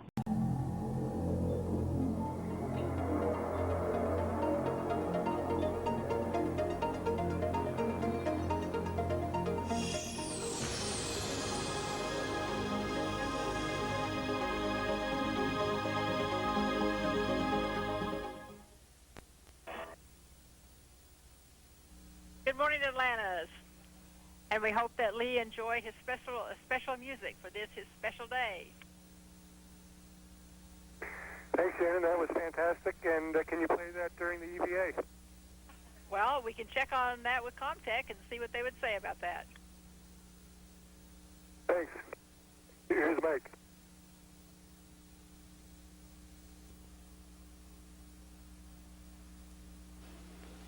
This is Mission Control Houston. This is a live television view from the International Space Station. This view of astronauts Jerry Ross and Lee Morin as they prepare for today's spacewalk, the second of the mission.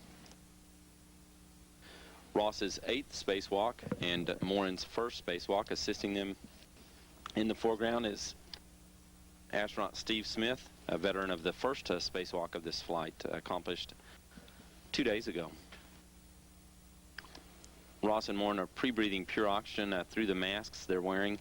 That's a pre-breathe that they'll continue for about another half an hour. Soon they'll begin closing the hatch between the station's outermost compartment and the rest of, or the airlock's outermost compartment, or innermost compartment and the rest of the station, an interior hatch of the airlock, to lower the pressure in the airlock slightly by about 4.5 pounds per square inch atmospheric pressure. That another step in the protocol they're following to purge nitrogen from their bodies, to prevent decompression sickness as they go to the low pressure of their suits. Once they're at that lower pressure, they'll continue pre-breathing pure oxygen for about a half an hour. Again, about a half an hour from now, then they can take off the oxygen masks they're wearing and begin donning their spacesuits. Right now, preparing their spacewalking gear while wearing the masks. This is a live picture of astronaut Jerry Ross as he continues his preparations for what will be his 8th spacewalk today. Ross, more experienced than any other U.S. spacewalker in history. Airlock Houston, we're back on board with the video, and we have a great shot of Jerry. We'll have words in just a second on the suit data.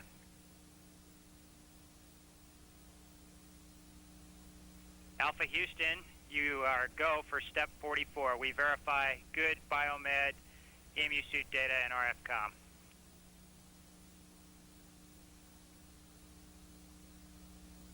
Copy. You've completed step 44. We're moving ahead.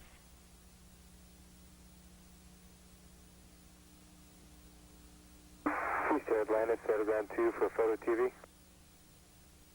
Now in view, astronaut Lee Morin preparing for his first spacewalk. Morin on his first space flight.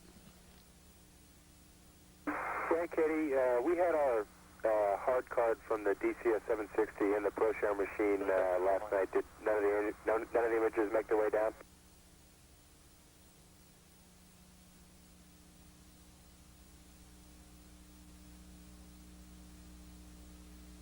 Hey, Steve, we're going to check. I may not have gotten the most updated scoop. And right now we've got a real nice view of Jerry and Lee, although with their comm caps on, it's hard to know that they're the silver team. We should have adjusted those comm caps, I imagine. And if you need me to put that card back in, that'll be no trouble at all. We're shooting a different one today, so just let me know. Okay, copy. And for Ellen, we'd take that Magger check at her convenience, but no hurry.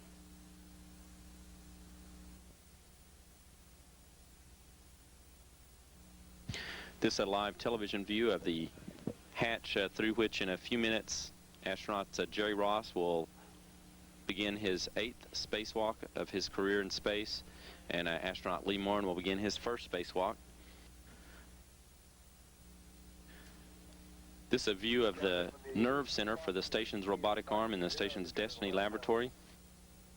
Astronaut flight engineer for the station Carl Waltz and astronaut from Atlantis Ellen Ochoa at the controls of the station's Canadarm2 robotic arm for the duration of this spacewalk.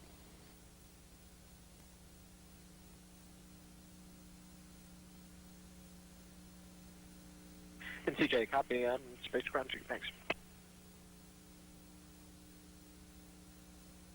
Good motions. I can't see a whole lot of clearances from here.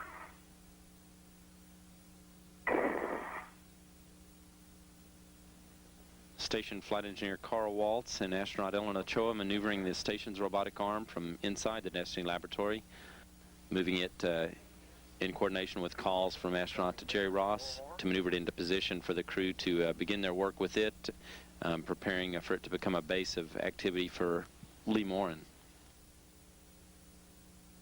Okay, Carl, stop there. Okay, I'll stop. Okay. Transitioning to the arm.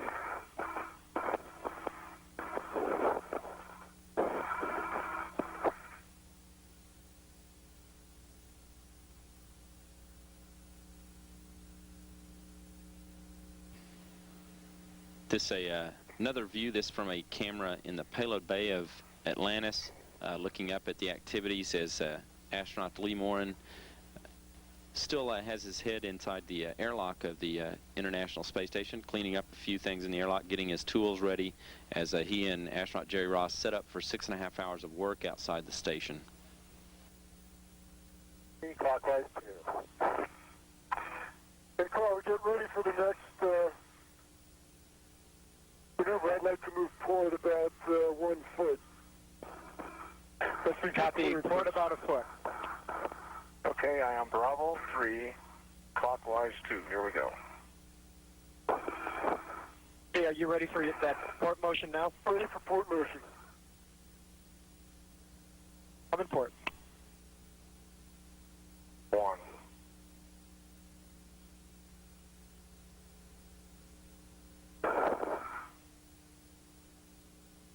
Good motion.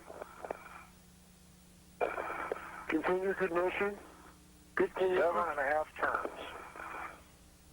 Green light, 12.3. That's enough port. 5 horses. Copy, and I will do that.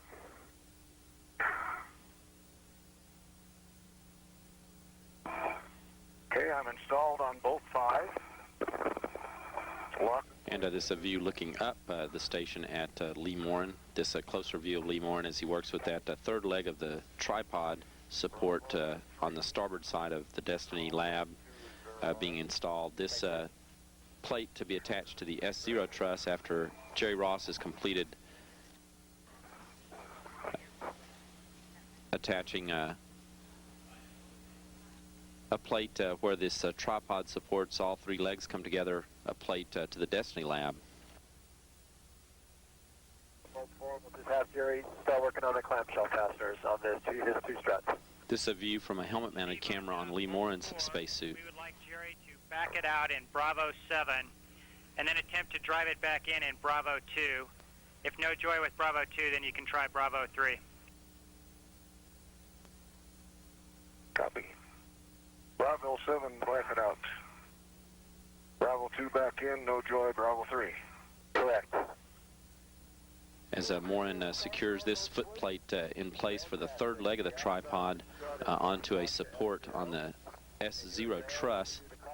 6, 7 turns, and then 11 turns into the nut engagement.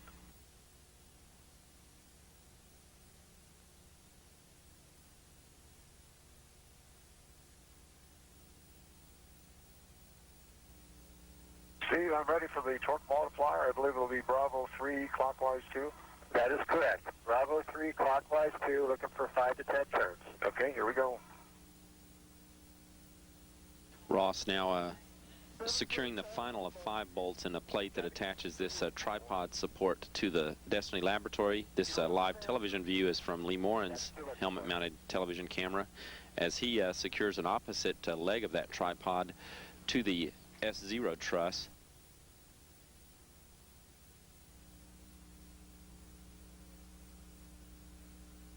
This is a live television view now from a camera on the station's robotic arm, showing astronauts Lee Morin again at work tightening bolts on that plate that attaches one leg of the tripod support he and Jerry Ross have installed between the new truss segment and the station's Destiny lab. Jerry Ross visible in this television image as well as he works on the opposite side of the Destiny laboratory, the upper center of the scene.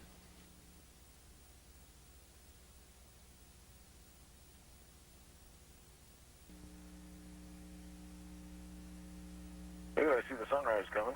It's amazing. 1, 2, 3. Here she comes. Bingo. Live television now is Atlantis and the International Space Station move into sunrise above the Pacific. Okay, that was the Zenith one. Remember there's a nadir one also. Okay, this was a nadir, sorry. Okay, that was the nadir. Go to the Zenith. Okay. Sunrise for astronaut Lee Morin on his first spacewalk. Yeah, you're out there in the middle of nowhere. I sure am.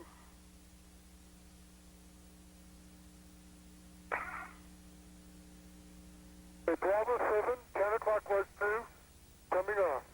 Okay, Steve, we're installed on boat 2 in neutral. And tools reset.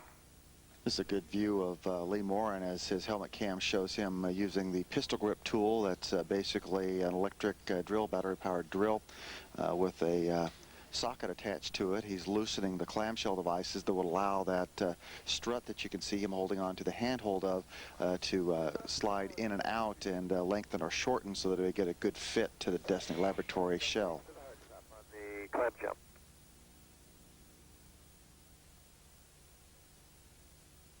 You could reset your PGT if you'd like. Let me get it soft off first. Okay. 8 3/4 turns, 12.4 with a green light on bolt 2.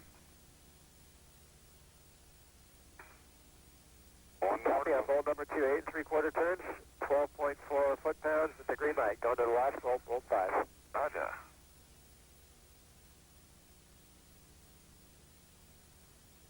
Before arm ops call.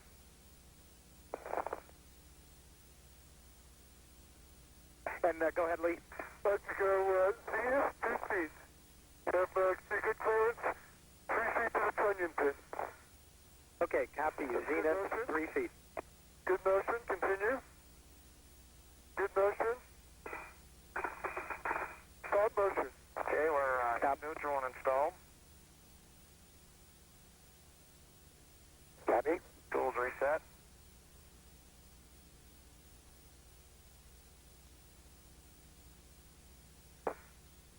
Peeling back the MLI, Steve. Copy.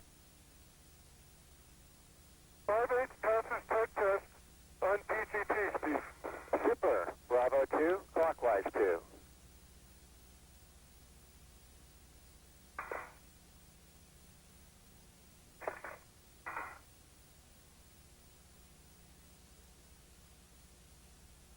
And Houston lands for EVA. Lee is now complete with step 9.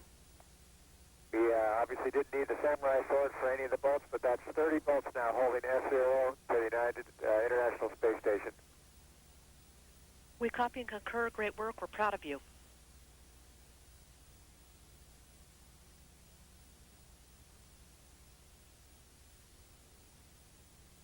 Jerry Ross and Lee Morin in the process now of removing the drag links that were used to hold the S0 truss structure firmly in Atlantis' payload bay during launch, along with the keel pins.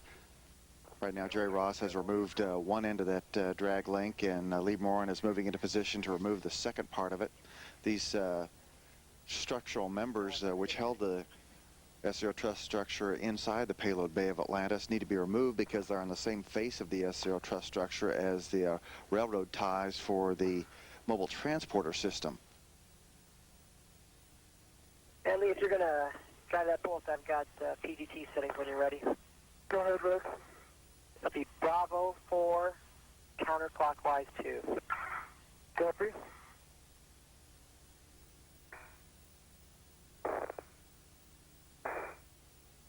Okay, this is coming loose. This bolt is started.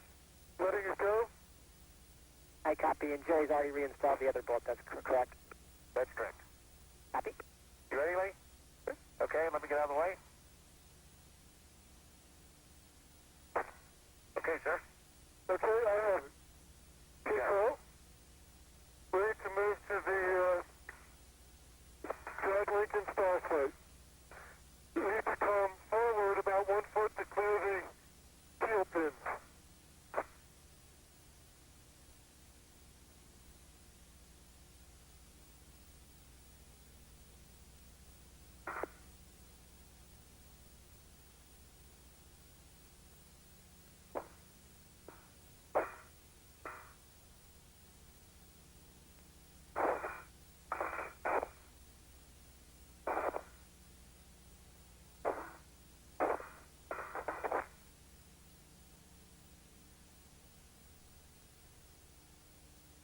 I see your tether underneath.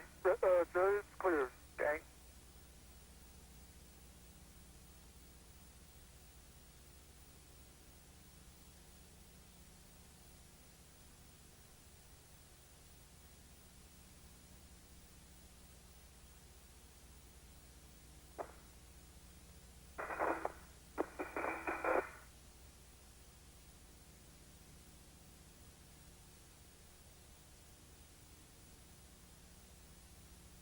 Okay, Rex, bolts out.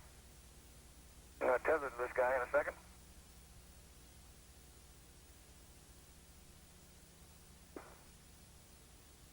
Copy, Jerry.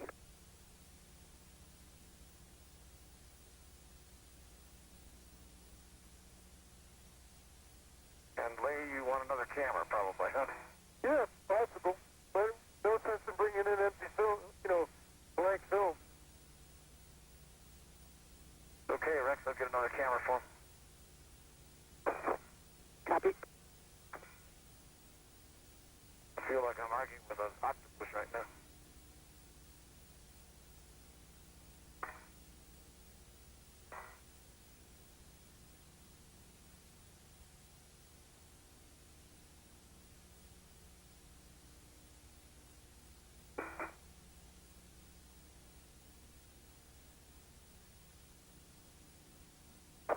I'll at least make sure it can't float up there, Lee. I said I'll make sure it won't be able to float up there. I get it when I get back. This is Mission Control Houston. Again, this view from the helmet camera of Lee Morin outside the International Space Station, looking down on the Destiny Laboratory module and the payload bay of the Space Shuttle Atlantis as he holds in his hand one of the drag links, a structural member used to keep the S0 truss structure firmly in place during launch aboard the Space Shuttle Atlantis in the payload bay.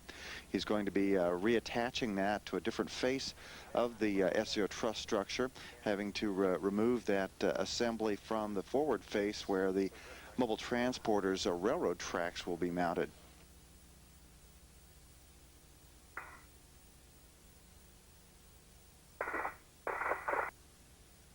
This is Mission Control Houston, a good look at Lee Morin's pistol grip tool, basically a portable drill and ratchet for use outside the International Space Station as the two spacewalkers continue their work to remove and stow drag lines that were used to keep the S0 truss structure firmly in the payload bay for launch and entry. Down below Lee Morin, you can see the Destiny Laboratory module and the payload bay of the Space Shuttle Atlantis. Below that, a little hard to see, but the space station complex getting ready to cross over the southern portion of Mexico and the Yucatan Peninsula. This pass also will take the Space Shuttle Space Station complex directly overhead of the northern portion of Florida and along the east coast of the United States. Okay, Steve. 6.1 foot-pounds torque, green light. Okay, so you guys are ready to take that keel pin to its stowage location? Yep. Ready to travel, Ellen. Copy, Lee, and we'll be moving you just a little bit forward for clearance and then port and nadir. Copy. Jerry, if you could give me 1 minute to talk to Houston before we go anywhere. That's fine. Okay, Lee and Ellen, you work out moving that keel pin, and if you need to break down the comm, just let us know. And Houston, back to the safety bolt. We did hear you call us to go to page 15, and I believe you wanted me to go to Kilo, where it says safety bolt, bolt 3 will not release. I didn't really understand the contingency why we were doing that, so we did not do anything on that bolt with the thought that Jerry is available to do anything now on the safety bolt and the IUA bolts if you'd really like him to. This is Mission Control Houston on board the International Space Station complex. Spacewalkers Jerry Ross and Lee Morin continuing to step through their activities. They have virtually completed the installation of the trailing umbilical system second cable for the mobile transporter system and have now moved over to begin removing and stowing the 2 keel pins that helped hold the S0 truss structure in place while it rode into orbit aboard the Space Shuttle Atlantis in the payload bay. We can see them maneuvering those large keel pin structures right now. Those were on the same face of the S0 truss structure as the mobile transporter's rails on which the transporter will roll up and down along the length of the S0 truss and therefore had to be removed to avoid being an obstruction. In addition, Jerry Ross now getting the okay to go ahead and move over to the Z1 truss structure area.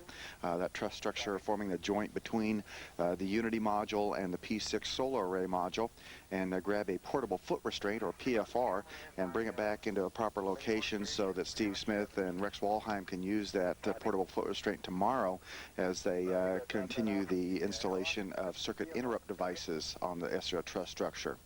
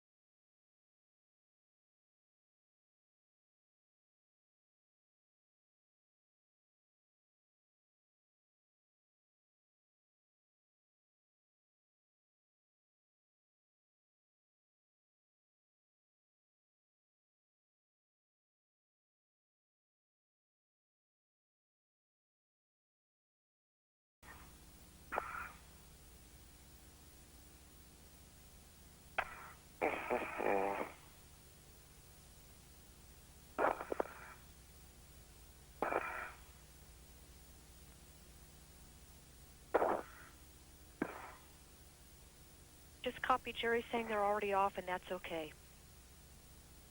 Okay, so Jerry, if you can bring the sit fish stringer in with the covers, that'd be great. Coming. And Jerry, Lee's about ready for you at the keel pin. Okay, coming.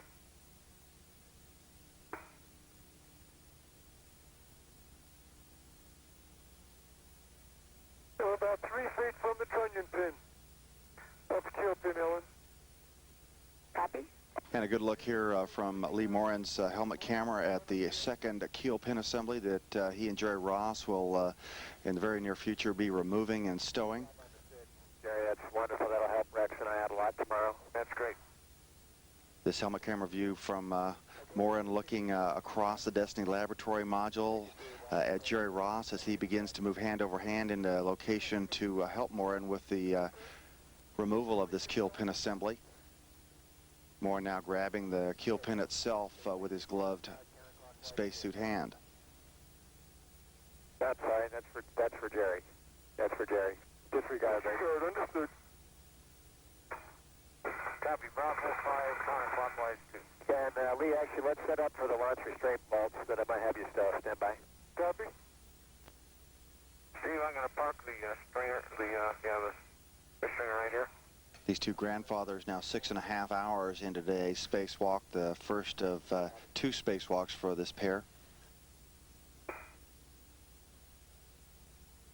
You can also in this view clearly see the railroad tracks that will be used by the mobile transporter system to move back and forth along the truss structure. Jerry Ross using handholds right next to those tracks to move over closer to where he can help Lee Moran with the keel pin removal. Clockwise, 2 speed. Correct.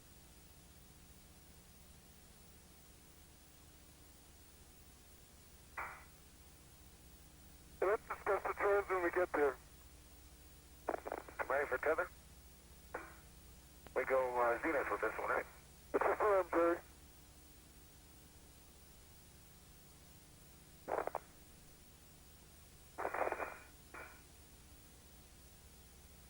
Okay.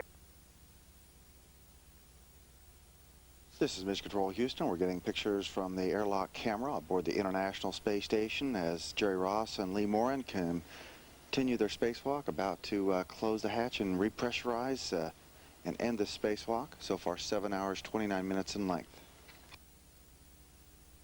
This is a view from the equipment lock of the Quest airlock looking into the crew airlock. Alpha Houston for EVA.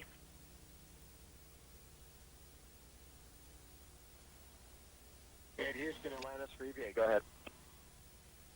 Steve, we'd just like to verify that Lee and Jerry have their O2 actuators to press.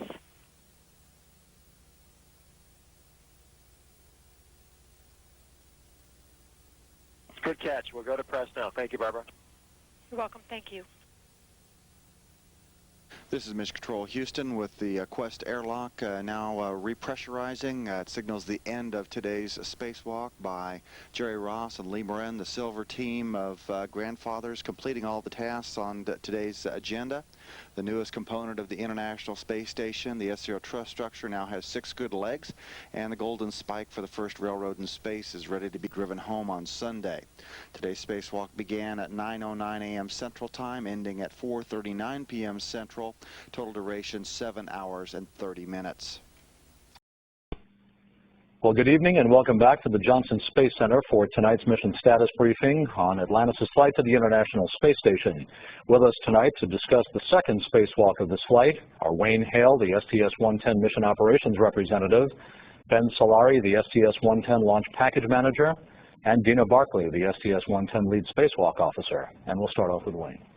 Thank you, Rob. I think it's significant as we think about yesterday being the anniversary of the first human in space and the anniversary of the first space shuttle launch, that today we watched an international crew of 9 Americans and a Russian station commander put together, assemble the next station, next element of the station, so that it became truly a skyscraper in space. It was a very significant day for us as we completed the structural mating of the centerpiece of the truss for the station to the Destiny Laboratory and set the stage for a building and future expansion of the station to a complex that will extend beyond the length of a football field. The S0 truss is now structurally in place and it can withstand coming and going of all visiting vehicles and reboosts to the station. By the way, we're going to have one of those in just a few minutes. And it's poised to accept new truss elements and new solar array power generation elements, both in this year and the coming year. So we've marked a milestone, and today everything has performed flawlessly, from the performance of the Canadarm2 to the choreography of the 2 people who were out in space actually doing assembly work, to the ground support teams that planned, designed, and prepared them and the hardware to work. Next up tomorrow, we will rewire the station's robotic arms so that it will accept power from the truss, and will be prepared for the testing of the first rail car in space on Monday. All in all, it's been a complex mission. It's moved along in a very smart manner. We couldn't be more pleased. That's all I've got. Ben? Thank you. I have to agree with Wayne. We're very, very excited and very happy today about the status of S0. As was pointed out, we have completed all of the module to truss structure strut attachments. We were 4 strut groups out of 4, all bolts engaged. What that means in the short term for us is that for this flight, we are go for orbiter reboost in either vernier or PRCS control, and after the shuttle leaves, we'll be able to support regular station reboosts. It also eliminates any further concern about EVA loads while working on S0, and it opens the door and makes things available for us to do the mobile transporter translation test in a few days. For the long term, as has been said, S0 is now permanently a fixture aboard the International Space Station, and we couldn't be happier. It meets all the structural requirements necessary to continue the Phase 3 of assembly, and so I guess in a short word, S0 is open for business. The other things that we accomplished today were the removal of the keel and drag links so that the rail structure that the mobile transporter goes up and down on is cleared, and again, setting the stage for us to do the translations in a couple of days. All in all, everything went extremely well. We have the second truss was attached to the mobile transporter, and that allowed us to activate all of our secondary systems. And before I came over here, we checked, and we have all nominal secondary systems. Everything is up and running nominally. We did have one item that caused us a little pause today. When we were trying to install the TUS into our IUA, or interface umbilical assembly, there was a bolt, a safing bolt, that exhibited a little bit of a high torque situation. We decided to leave that for now and to go back and take a look at the situation and possibly revisit it on EVAs 3 or 4 once we understand a little bit better. That bolt is used primarily to handle launch environments, to make sure that the cable cutting system that is an integral part of the TUS element is safe and maintains itself through launch environments. The system is perfectly safe right now. The cable cutter system is not able to be actuated with this bolt in place, so we're perfectly safe. Both systems are working 100%, and we see no major milestones or impasses to the milestone of the mobile transport translation tomorrow. As far as what's coming up on EVAs 3 and 4, as Wayne mentioned, we will be doing the rewiring of the SSRMS and the final configuration of the mobile transporter, releasing some more launch restraints to make it available for our test the following day. And then EVA 4 has several get-ahead items for other flights, and we're also looking at some cleanup items from EVA 1. So all in all, an extremely successful day. S0 is in great shape, and we're looking forward to the remaining 2 EVAs. That's all I have. Dina? All right. This second spacewalk was really a lot of fun to be a part of, and we enjoyed watching our grandfather spacewalk team today. They were wielding power tools and moving large structures around the space station. And today was really a nuts and bolts spacewalk with the crew actuating approximately 120 bolts. And for those folks that are counting, mating or demating about 10 connectors. EVA preparations this morning went very smoothly, and the crew was actually ahead of schedule by approximately 30 minutes before they even went out the door. Steve Smith and Dan Bursch were helping Jerry and Lee get into their suits. Once outside, the crew deployed the large tripod struts, and they encountered very few tighter than expected bolts. The struts telescoped and compressed as they were designed, and now all of the 30 bolts that hold the what will be the 300-foot plus truss to the laboratory Destiny, they were all successfully installed and engaged. Additionally, all the struts have been rigidized, and as everybody said, that means that we're ready to go for assembly in terms of major structural importance. They also removed from the truss the frames that hold the truss in the cargo bay for launch, and they removed a blanket that was in the way of the mobile transporter movement. Now that the tracks are cleared off, this clears the way for future mobile transporter movement up and down the track. They also mated the second trailing umbilical system cable to the mobile transporter, which gives it redundancy for power, data, and video. And now we have 2 good cables, and as Ben has said, we did have one bolt there, which is involved with the cable cutting system that we've left in an intermediate position. It's not fully disengaged or nor fully engaged, and at this point we're just trying to determine how we want to handle this bolt, and we'll readdress on EVA 3 or 4. This EVA was a 7-hour, 30-minute EVA. As a correction, yesterday I reported that Steve Smith moved into 3rd place in a record book for most EVA time, but he was actually in 2nd place by 8 minutes. So let me just go through the totals today, as of today. Thank you, Rob, for helping me with these. Jerry Ross, 51 hours and 41 minutes.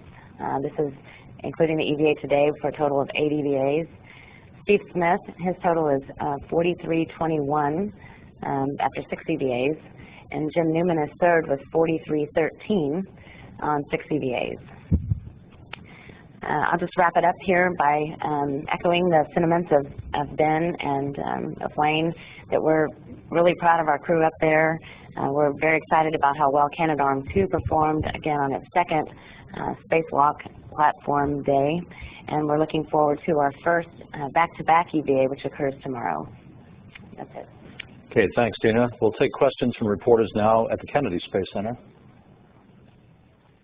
Good evening, Peter King, CBS News Radio, and I'm just curious about what's been happening inside while the guys have been outside. I know there's a lot of transfer going on. How's that going? Well, Peter, it's been a busy day for most of the crew. As you know, several folks have been tied up helping the EVA, running the robot arm on board the station, and reading the checklists and keeping track of EVA tools for the crew members that are out in the spacewalk. The folks that have not been involved directly, of course they're all interested, have been performing mostly science objectives. There have been quite a few experiments on board the International Space Station that have required attention today, planned operations with those experiments. There is always a round of housekeeping going on in the station, and of course exercise is very important. So those round out most of the activities of the crew members that weren't directly involved in the spacewalk. And along the same lines, I'm curious, now that you've got all the EVAs originating from the space station instead of the shuttle, are you finding that that things are able to move along that much more easily, since you don't have to worry about hatch closure, pressurization, that kind of thing? Well, it certainly makes life a lot easier when you can keep the hatches open and transfer crew members and equipment back and forth between the space station and the space shuttle. There is just a great increase in the productivity of the folks that aren't already tied up with the EVA spacewalk. So it is a great deal for us to have the Quest airlock performing as magnificently as it's done during this flight. And I've got just one more. Assuming that everything gets done that's supposed to get done tomorrow, what are some of the get-ahead things that are on the docket for EVA-4? We have all the nominal things that were previously planned, and additionally, we're looking at a few other items.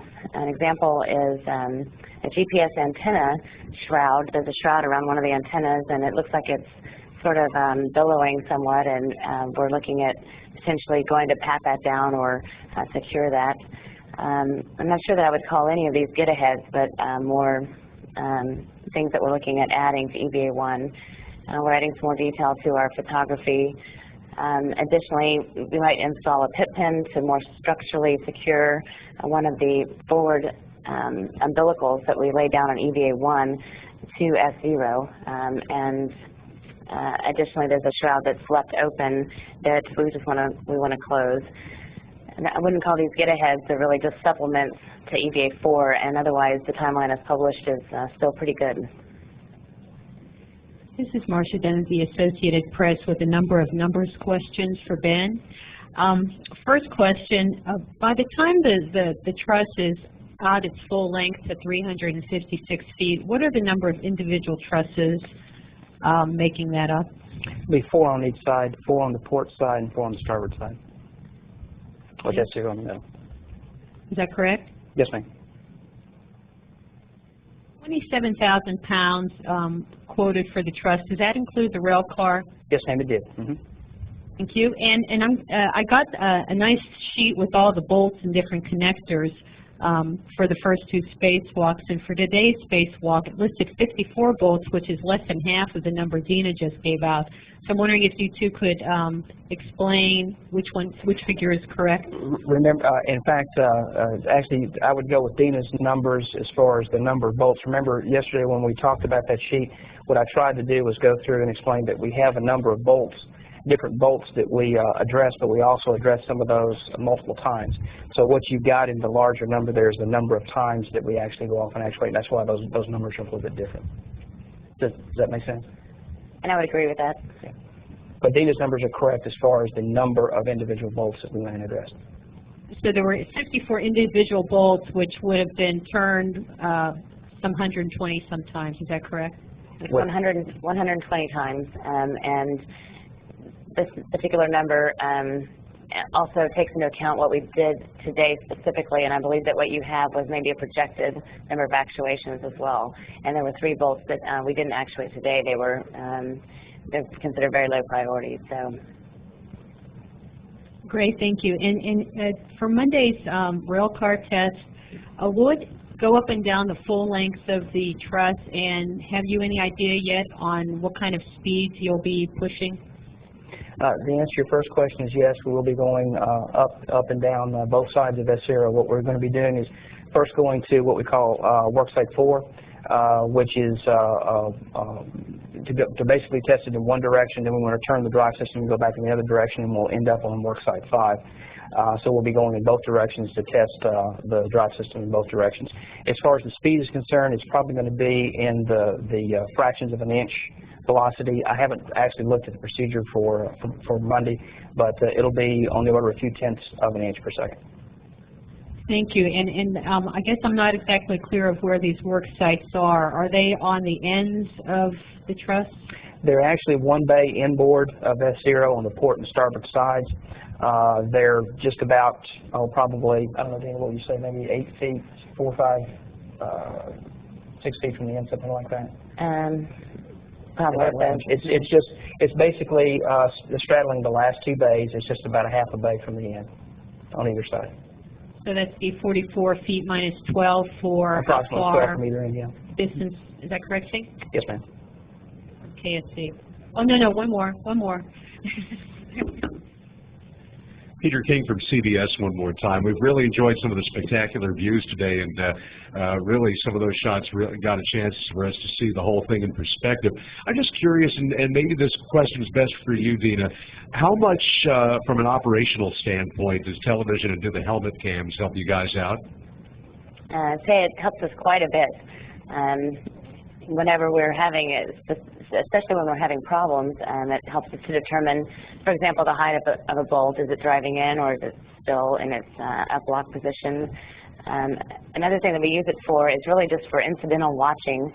For example, today there was a valve that was slightly misconfigured on Jerry's spacesuit, and we asked him to pat it down, and we saw that on television, and it's actually through Lee's helmet camera. So it does help us quite a bit. I wouldn't call it a requirement. It's just a really nice to have.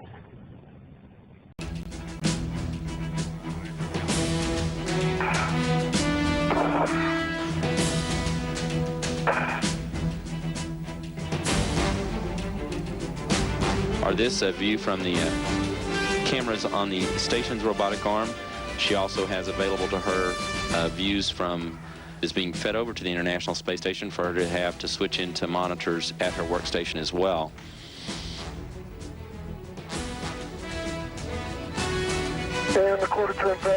Jerry Ross and Lee Marin, orbiting the Earth at 17,000 miles an hour, attached the newest section of the International Space Station. You're looking marvelous, Betty. You too.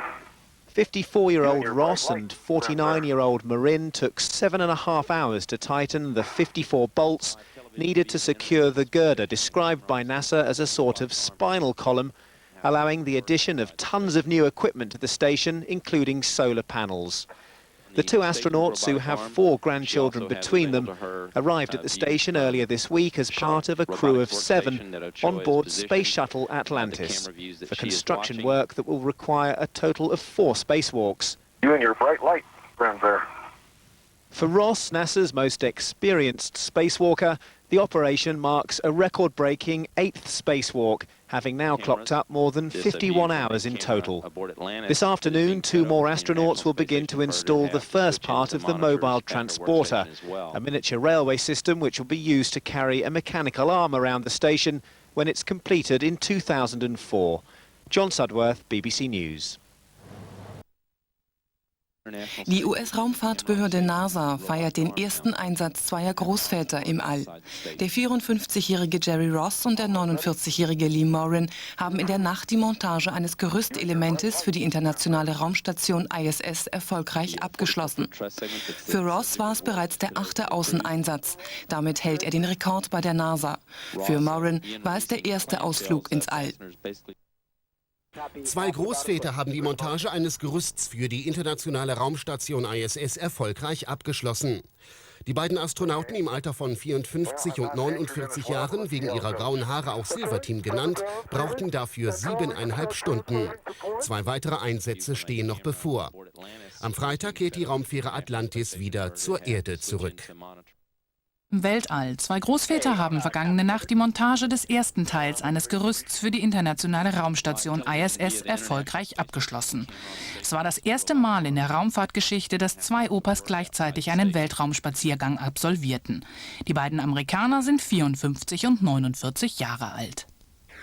Grandson of aviation icon Charles Lindbergh is trying to follow his grandfather in flight.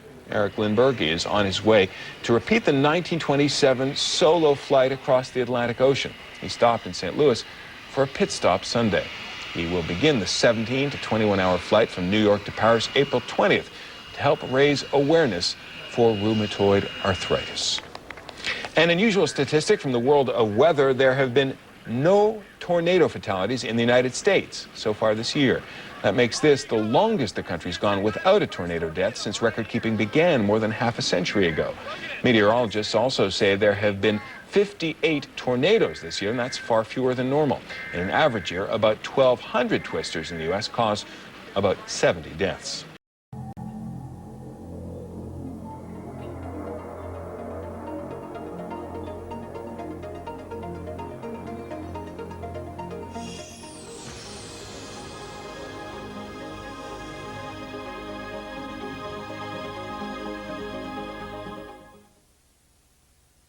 Somebody once told me the world is gonna roll me.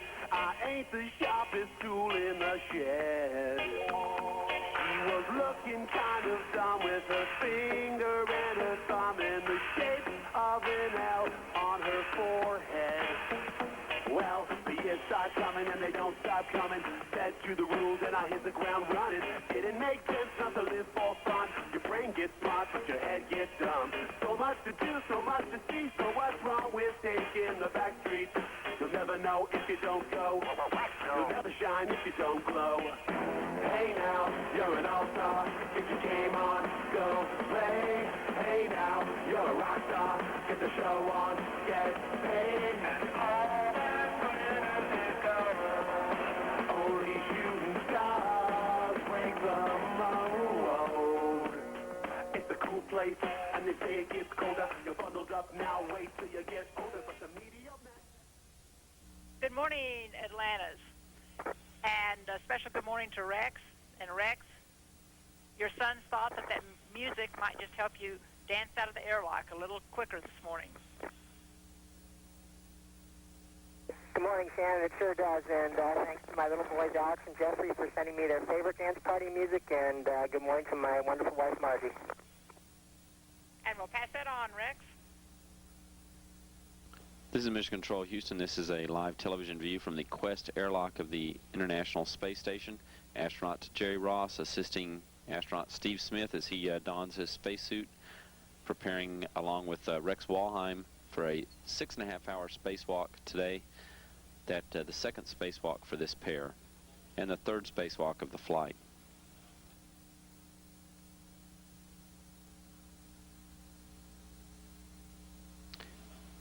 Once all 4 spacewalks are complete on this mission, Ross and Smith will be numbers 1 and 2 among most experienced U.S. astronauts in spacewalking in history.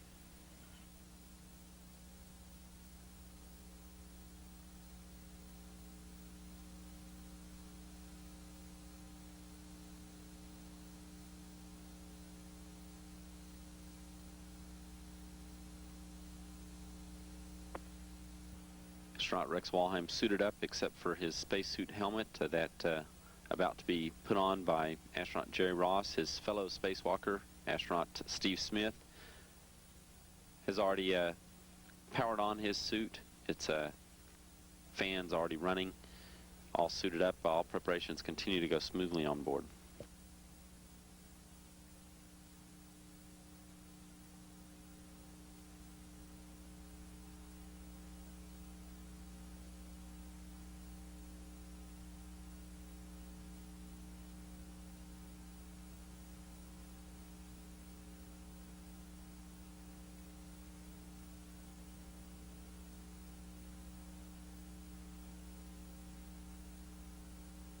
And Houston Alpha for J400, the Lab 1P0 connector demate is complete.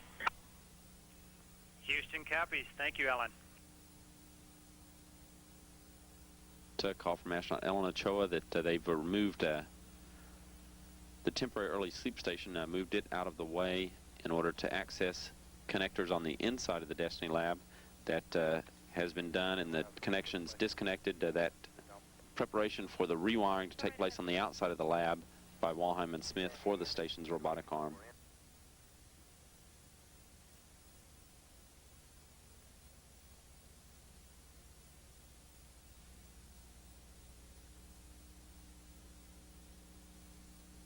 This live television is flight engineer for Expedition 4 aboard the International Space Station, Carl Waltz, closes the hatch to the crew lock of the station's Quest airlock, its outer compartment, the compartment that will begin being depressurized in just a few minutes to eventually equalize with the vacuum of space outside the station and allow astronauts Rex Walheim and Steve Smith to begin their second spacewalk of the flight.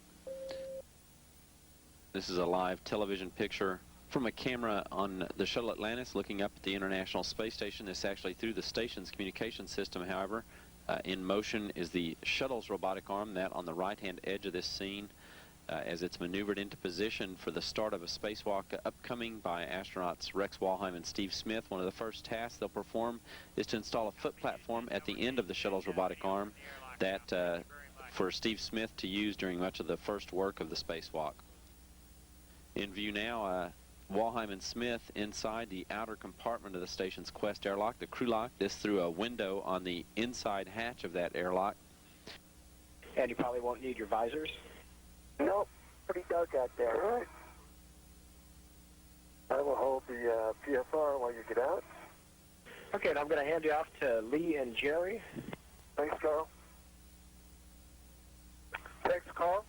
How do you hear me, guys? TV1 has you loud and clear. TV1 has you loud and clear. Okay, first thing, double check the safety tether. Astronauts Jerry Ross and Lee Morin, the two fellow spacewalkers on the STS-110 crew, are serving as the intravehicular crew members for Walheim and Smith on this, their second spacewalk of the mission, providing choreography from inside Atlantis' crew cabin. Operating Atlantis' robotic arm during the spacewalk is pilot Steve Frick. Controlling cameras on the robotic arm is Commander Mike Bloomfield. I guess the airlock thermal cover is already open? Yep. Egress the airlock. Copy. Inlet. Let me know if you want me to give you a little tiny push on your feet. Yep, I'm okay. Okay? He's not yet. Yeah, the 18-inch looks good. There you go. Try and get your feet up. There you go. I see you're good and clear. Okay, coming out.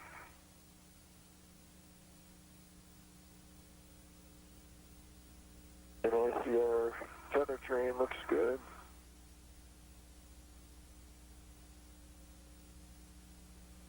Yeah, it looks good. Astronaut Rex Walheim exiting the airlock of the International Space Station as the station and shuttle fly 240 miles above the South Pacific, just about to cross the equator, actually south of the islands of, or east of the islands of Indonesia.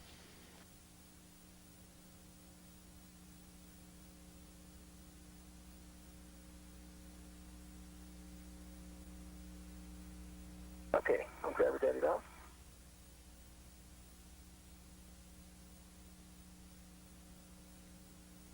Okay, Lee, what's next? Okay, let's check your safer man ISO valve is open. that's down. Atlantis, Houston, I have 3 things for Lee when you have a second. Go ahead. Page 7-48, the far left column, step 4 is complete. Power reconfig for J400 connection, step 6 is verified. This few astronaut Steve Smith bringing out a portable foot platform that will be attached at the end of the shuttle's robotic arm out of the station's airlock. He'll exit the hatch, and then he'll put back in place a thermal cover, an insulating blanket over the hatch temporarily while they continue their work outside the station. ID column, step 4 is complete. This view, pilot Steve Frick controlling the shuttle's robotic arm on the flight deck of Atlantis. Astronaut Lee Morin serving as the in-cabin choreographer for the spacewalkers, Rex Walheim and Steve Smith. Your arm down a little bit, okay? Roger. Say again, Steve? 2 adjustables are required to tether the APFR to the arm. Copy? That's economy. Okay, so I have the large small and the small small. It goes from the... This is a live television view now as astronaut Steve Smith installs a foot platform at the end of the shuttle's robotic arm, the shuttle's arm under the control of pilot. I'm going to go ahead and get off the arm now. And go to my...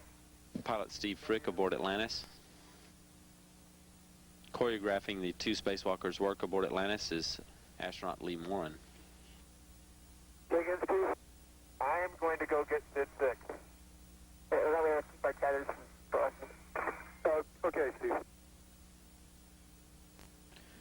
Steve Smith now en route to turn off a circuit breaker on the exterior of the station. That a preface to beginning to detach and remate connections for the robotic arm, turning off power to those connections to ensure that they can be safely disconnected and reconnected and rerouted.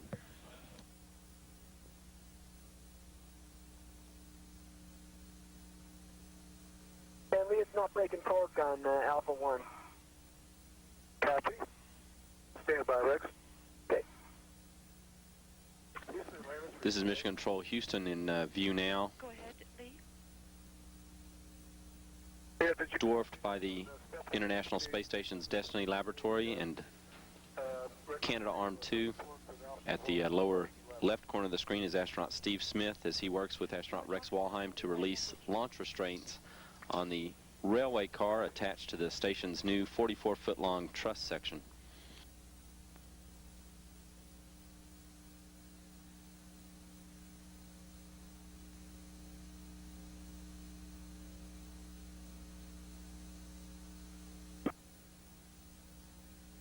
This is Mission Control Houston. This is a reconfigured to the 6-inch socket. Good touch test. Very good, Rex. This is a live television view of a Get configured near the UMA launch restraints. Get ready to remove... camera mounted on astronaut Steve Smith's spacesuit helmet as he releases bolts that held the mobile transporter in place, rail car atop the 44-foot-long truss delivered to the International Space Station aboard the Shuttle Atlantis. These bolts held it tight during its launch aboard Atlantis. Releasing those bolts now on the suspension system, basically the rail suspension system that holds the transporter up on the rails, basically its wheels that it rolls along on the rails. And you're going to be working on bolts 12 and 13, okay? You're going to take bolt 12, 17 turns to the hard stop. Okay, bolt 12, 17 turns to the hard stop.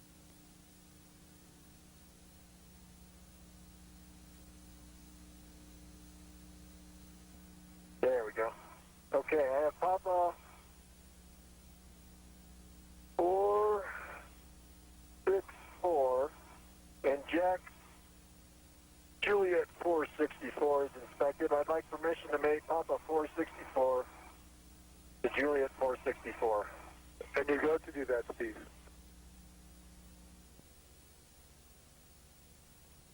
Good motion. Rodan.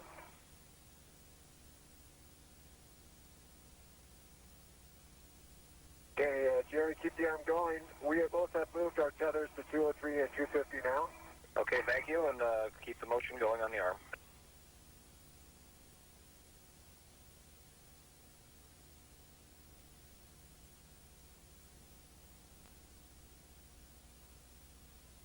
Okay, Rex, and you can spot from right there. Okay, yeah, you're...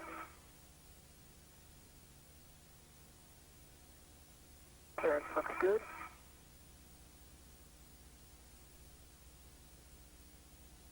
Okay, stop the arm. Okay, position the shield under the 510 panel. That's in work. Okay, we've got some alignment marks.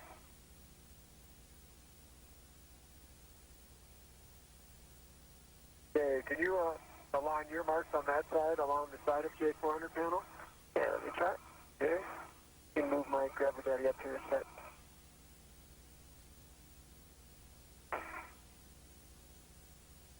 Looks like that mark down by your right hand has to come towards you. Yep. It's clocked a little bit. There you go.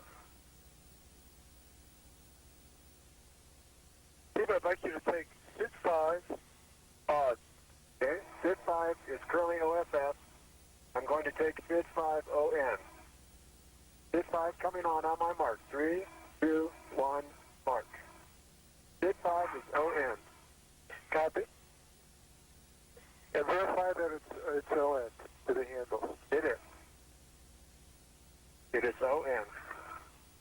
Okay? All right. That's the Rex. Houston, Atlantis, we're go to continue with reconfiguration. And Lee, we copy your go. We will start step 29 of the J400 power reconfig. And for Dan inside, you have a go for step 39 with the J400 power reconfig. Lee, we do have some big picture for your words when you're ready to copy.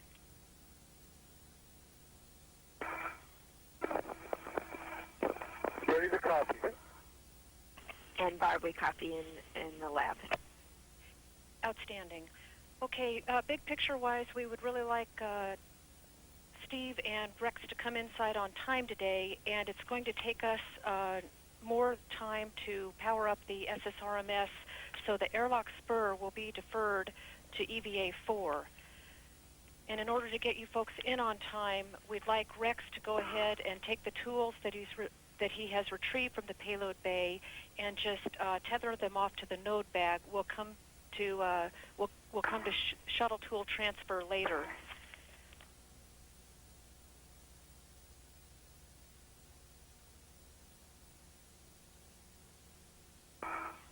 Okay. Copy Rex is to tether the tools to the shuttle node bag. Stanley, I'm at the node bag too. Whatever you'd like us to do. Copy. Can you help me tether it off, Steve? If you're here, let me send you someplace else. So I'm not sure. Are we not doing any node bag stuff then? Houston, is that the and suggestion? That's affirmative, Steve, for today. We're knocking off the node bag tool for today. Okay. Okay. Rex, I'm coming down to your left here. I see you. Can you move a little to your right? Good. There you go. Look at those islands straight down. Cool, that's a circular one. That's whole. Okay, I've already got it tethered off to the node right here. Oh. Okay, so could you give us the big picture again? Yeah, where are we going after this? What do we want to do with the PFR and the articulating clamp and the bridge rail and all that? We've got that back here at the node bag. What should we do with it?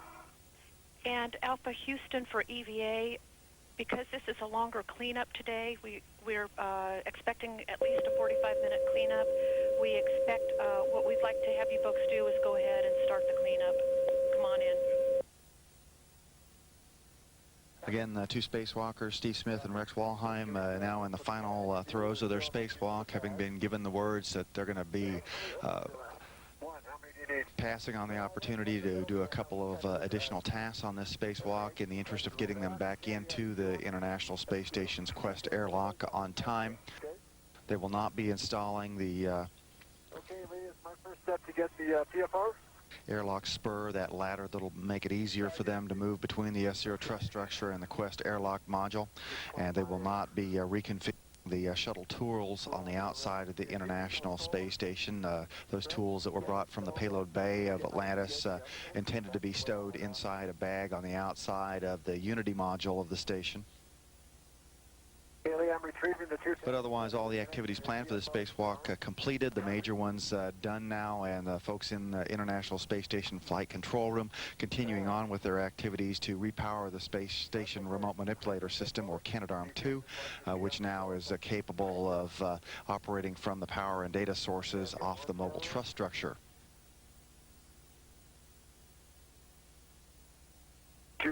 Correction, the mobile transporter.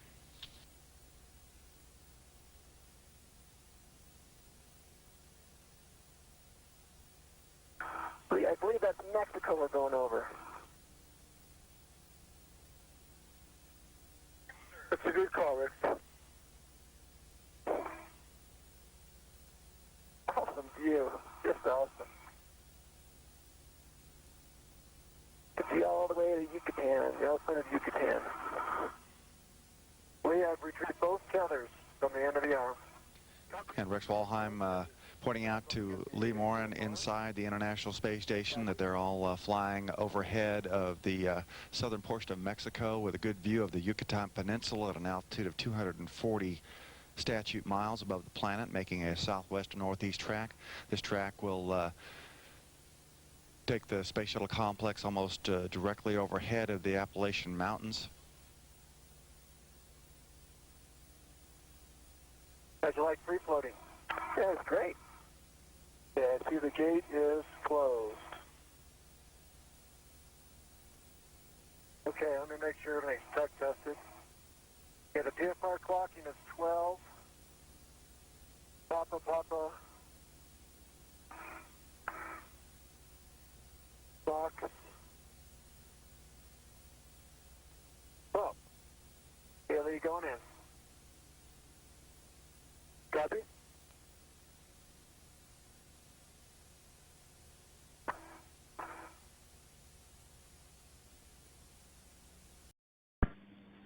Good afternoon and welcome back to the Johnson Space Center for today's mission status briefing on Atlantis' flight to the International Space Station. With us today to discuss the third spacewalk of the mission are Milt Heflin, the STS-110 Mission Operations Representative, and Dina Barkley, the STS-110 Lead Spacewalk Officer. And we'll start off with Milt. Okay, Rob, thanks. Been another great day in the construction business here for the space station. Last time I was here, I talked about the teamwork, and it was fun again today for me to sit back and watch Dina and the crew and the team do their job. Also was reminded sitting there that we had Atlantis attached, and that vehicle was performing very well. Everything was very quiet. It's a lot of stuff on orbit attached together, and it's all there allowing us to do our work and to continue the assembly of the space station. And that's about all I've got. I'll be glad to answer any questions. I know Dina can tell you all about the EV, so I'll just turn it over to Dina. Thanks, Milt. Well, we're really glowing today as we finished out the rest of our major objectives for the flight, and there were really no major anomalies to speak of. The crew was at their best today, too. We're all shaking hands and exchanging congratulations. Specifically today, we first off installed J300 connectors and also J400 reconfiguration with some connectors there. And that allowed us to route power instead of from the lab to the Canadarm2, but to route power to Canadarm2 through S0. And that was all successful. When I left, everything was looking good for the arm on its new reconfiguration. And we're also able to release all of the mobile transporter launch restraints, and so at this point now it'll be in a good condition to transport up and down the track tomorrow. And we installed those two circuit breakers 7 and 8, that we had hoped to be able to install on EVA 1, but they fell into this EVA, and we had no problems to speak of there. A couple of things that we did not complete today. It was a 627 EVA, so we came in on time and opted not to extend to complete these objectives. Those two things are shuttle tool transfer, and these are some tools that are essentially out of their lifetime specifications, and so we were not able to complete the transfer of those tools. And also the airlock spur deploy. And if you remember, this is a bank of handrails that is used as a future translation path between the airlock and S0. And so these tasks and a few smaller tasks that have also cropped up will be moving into EVA4. And we think that EVA4 might be a little oversubscribed, and we're really assessing that at this point. And the space station program is currently drawing up priorities, and we'll be working on a new EVA4 content overnight. So the number of bolts that we actuated today, for those folks that are counting, 51 actuations, and we had 44 mates and demates connectors.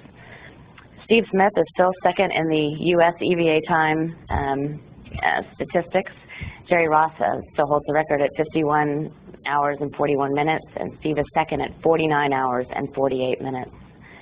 And I guess that's all I have. I'm ready for questions. Okay, we'll go down to the Kennedy Space Center for questions. Hi, it's Bill Harwood, CBS News. I think I'm the only guy here yet on Sunday. Maybe everybody's watching Tiger win the Masters, but this may be for you, Dina. I'm not sure. On the time it took to check out the robot arm, which is why I guess you guys decided to come ahead and come in. I just want to be reassured there weren't any anomalies with the arm, that the ground checkout of both those avionics strings was in fact okay. As far as I know, there weren't any anomalies with that checkout, and really, the reason the task fell off the end was more just each task took a little bit longer than predicted.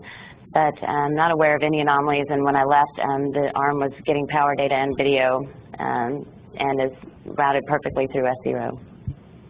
Thanks. And again, I don't know if either one of you can answer this question. I was talking to Rob earlier trying to get straight the sequence of events tomorrow, and I think I understand it, but I assume the ground checks out the mobile transporter overnight, but the crew actually flips the switch tomorrow from the shuttle side to actually run the thing. Is that right? Well, I'm not actually the robotic expert, so I'm not sure if it's the crew or the ground. I suspect that either could do it, and possibly the crew inside is choosing to do it. I'm not sure. Okay, well, shoot, I guess that's all I've got. You guys have a good day. Okay. Well, Bill, I've got to say one thing to you. My goal today was to come in and not find out anything about the Masters because I'm recording it. So I'm assuming what you told me isn't true right now, and I can be surprised later. But he'll offer his apologies later. Okay, all right.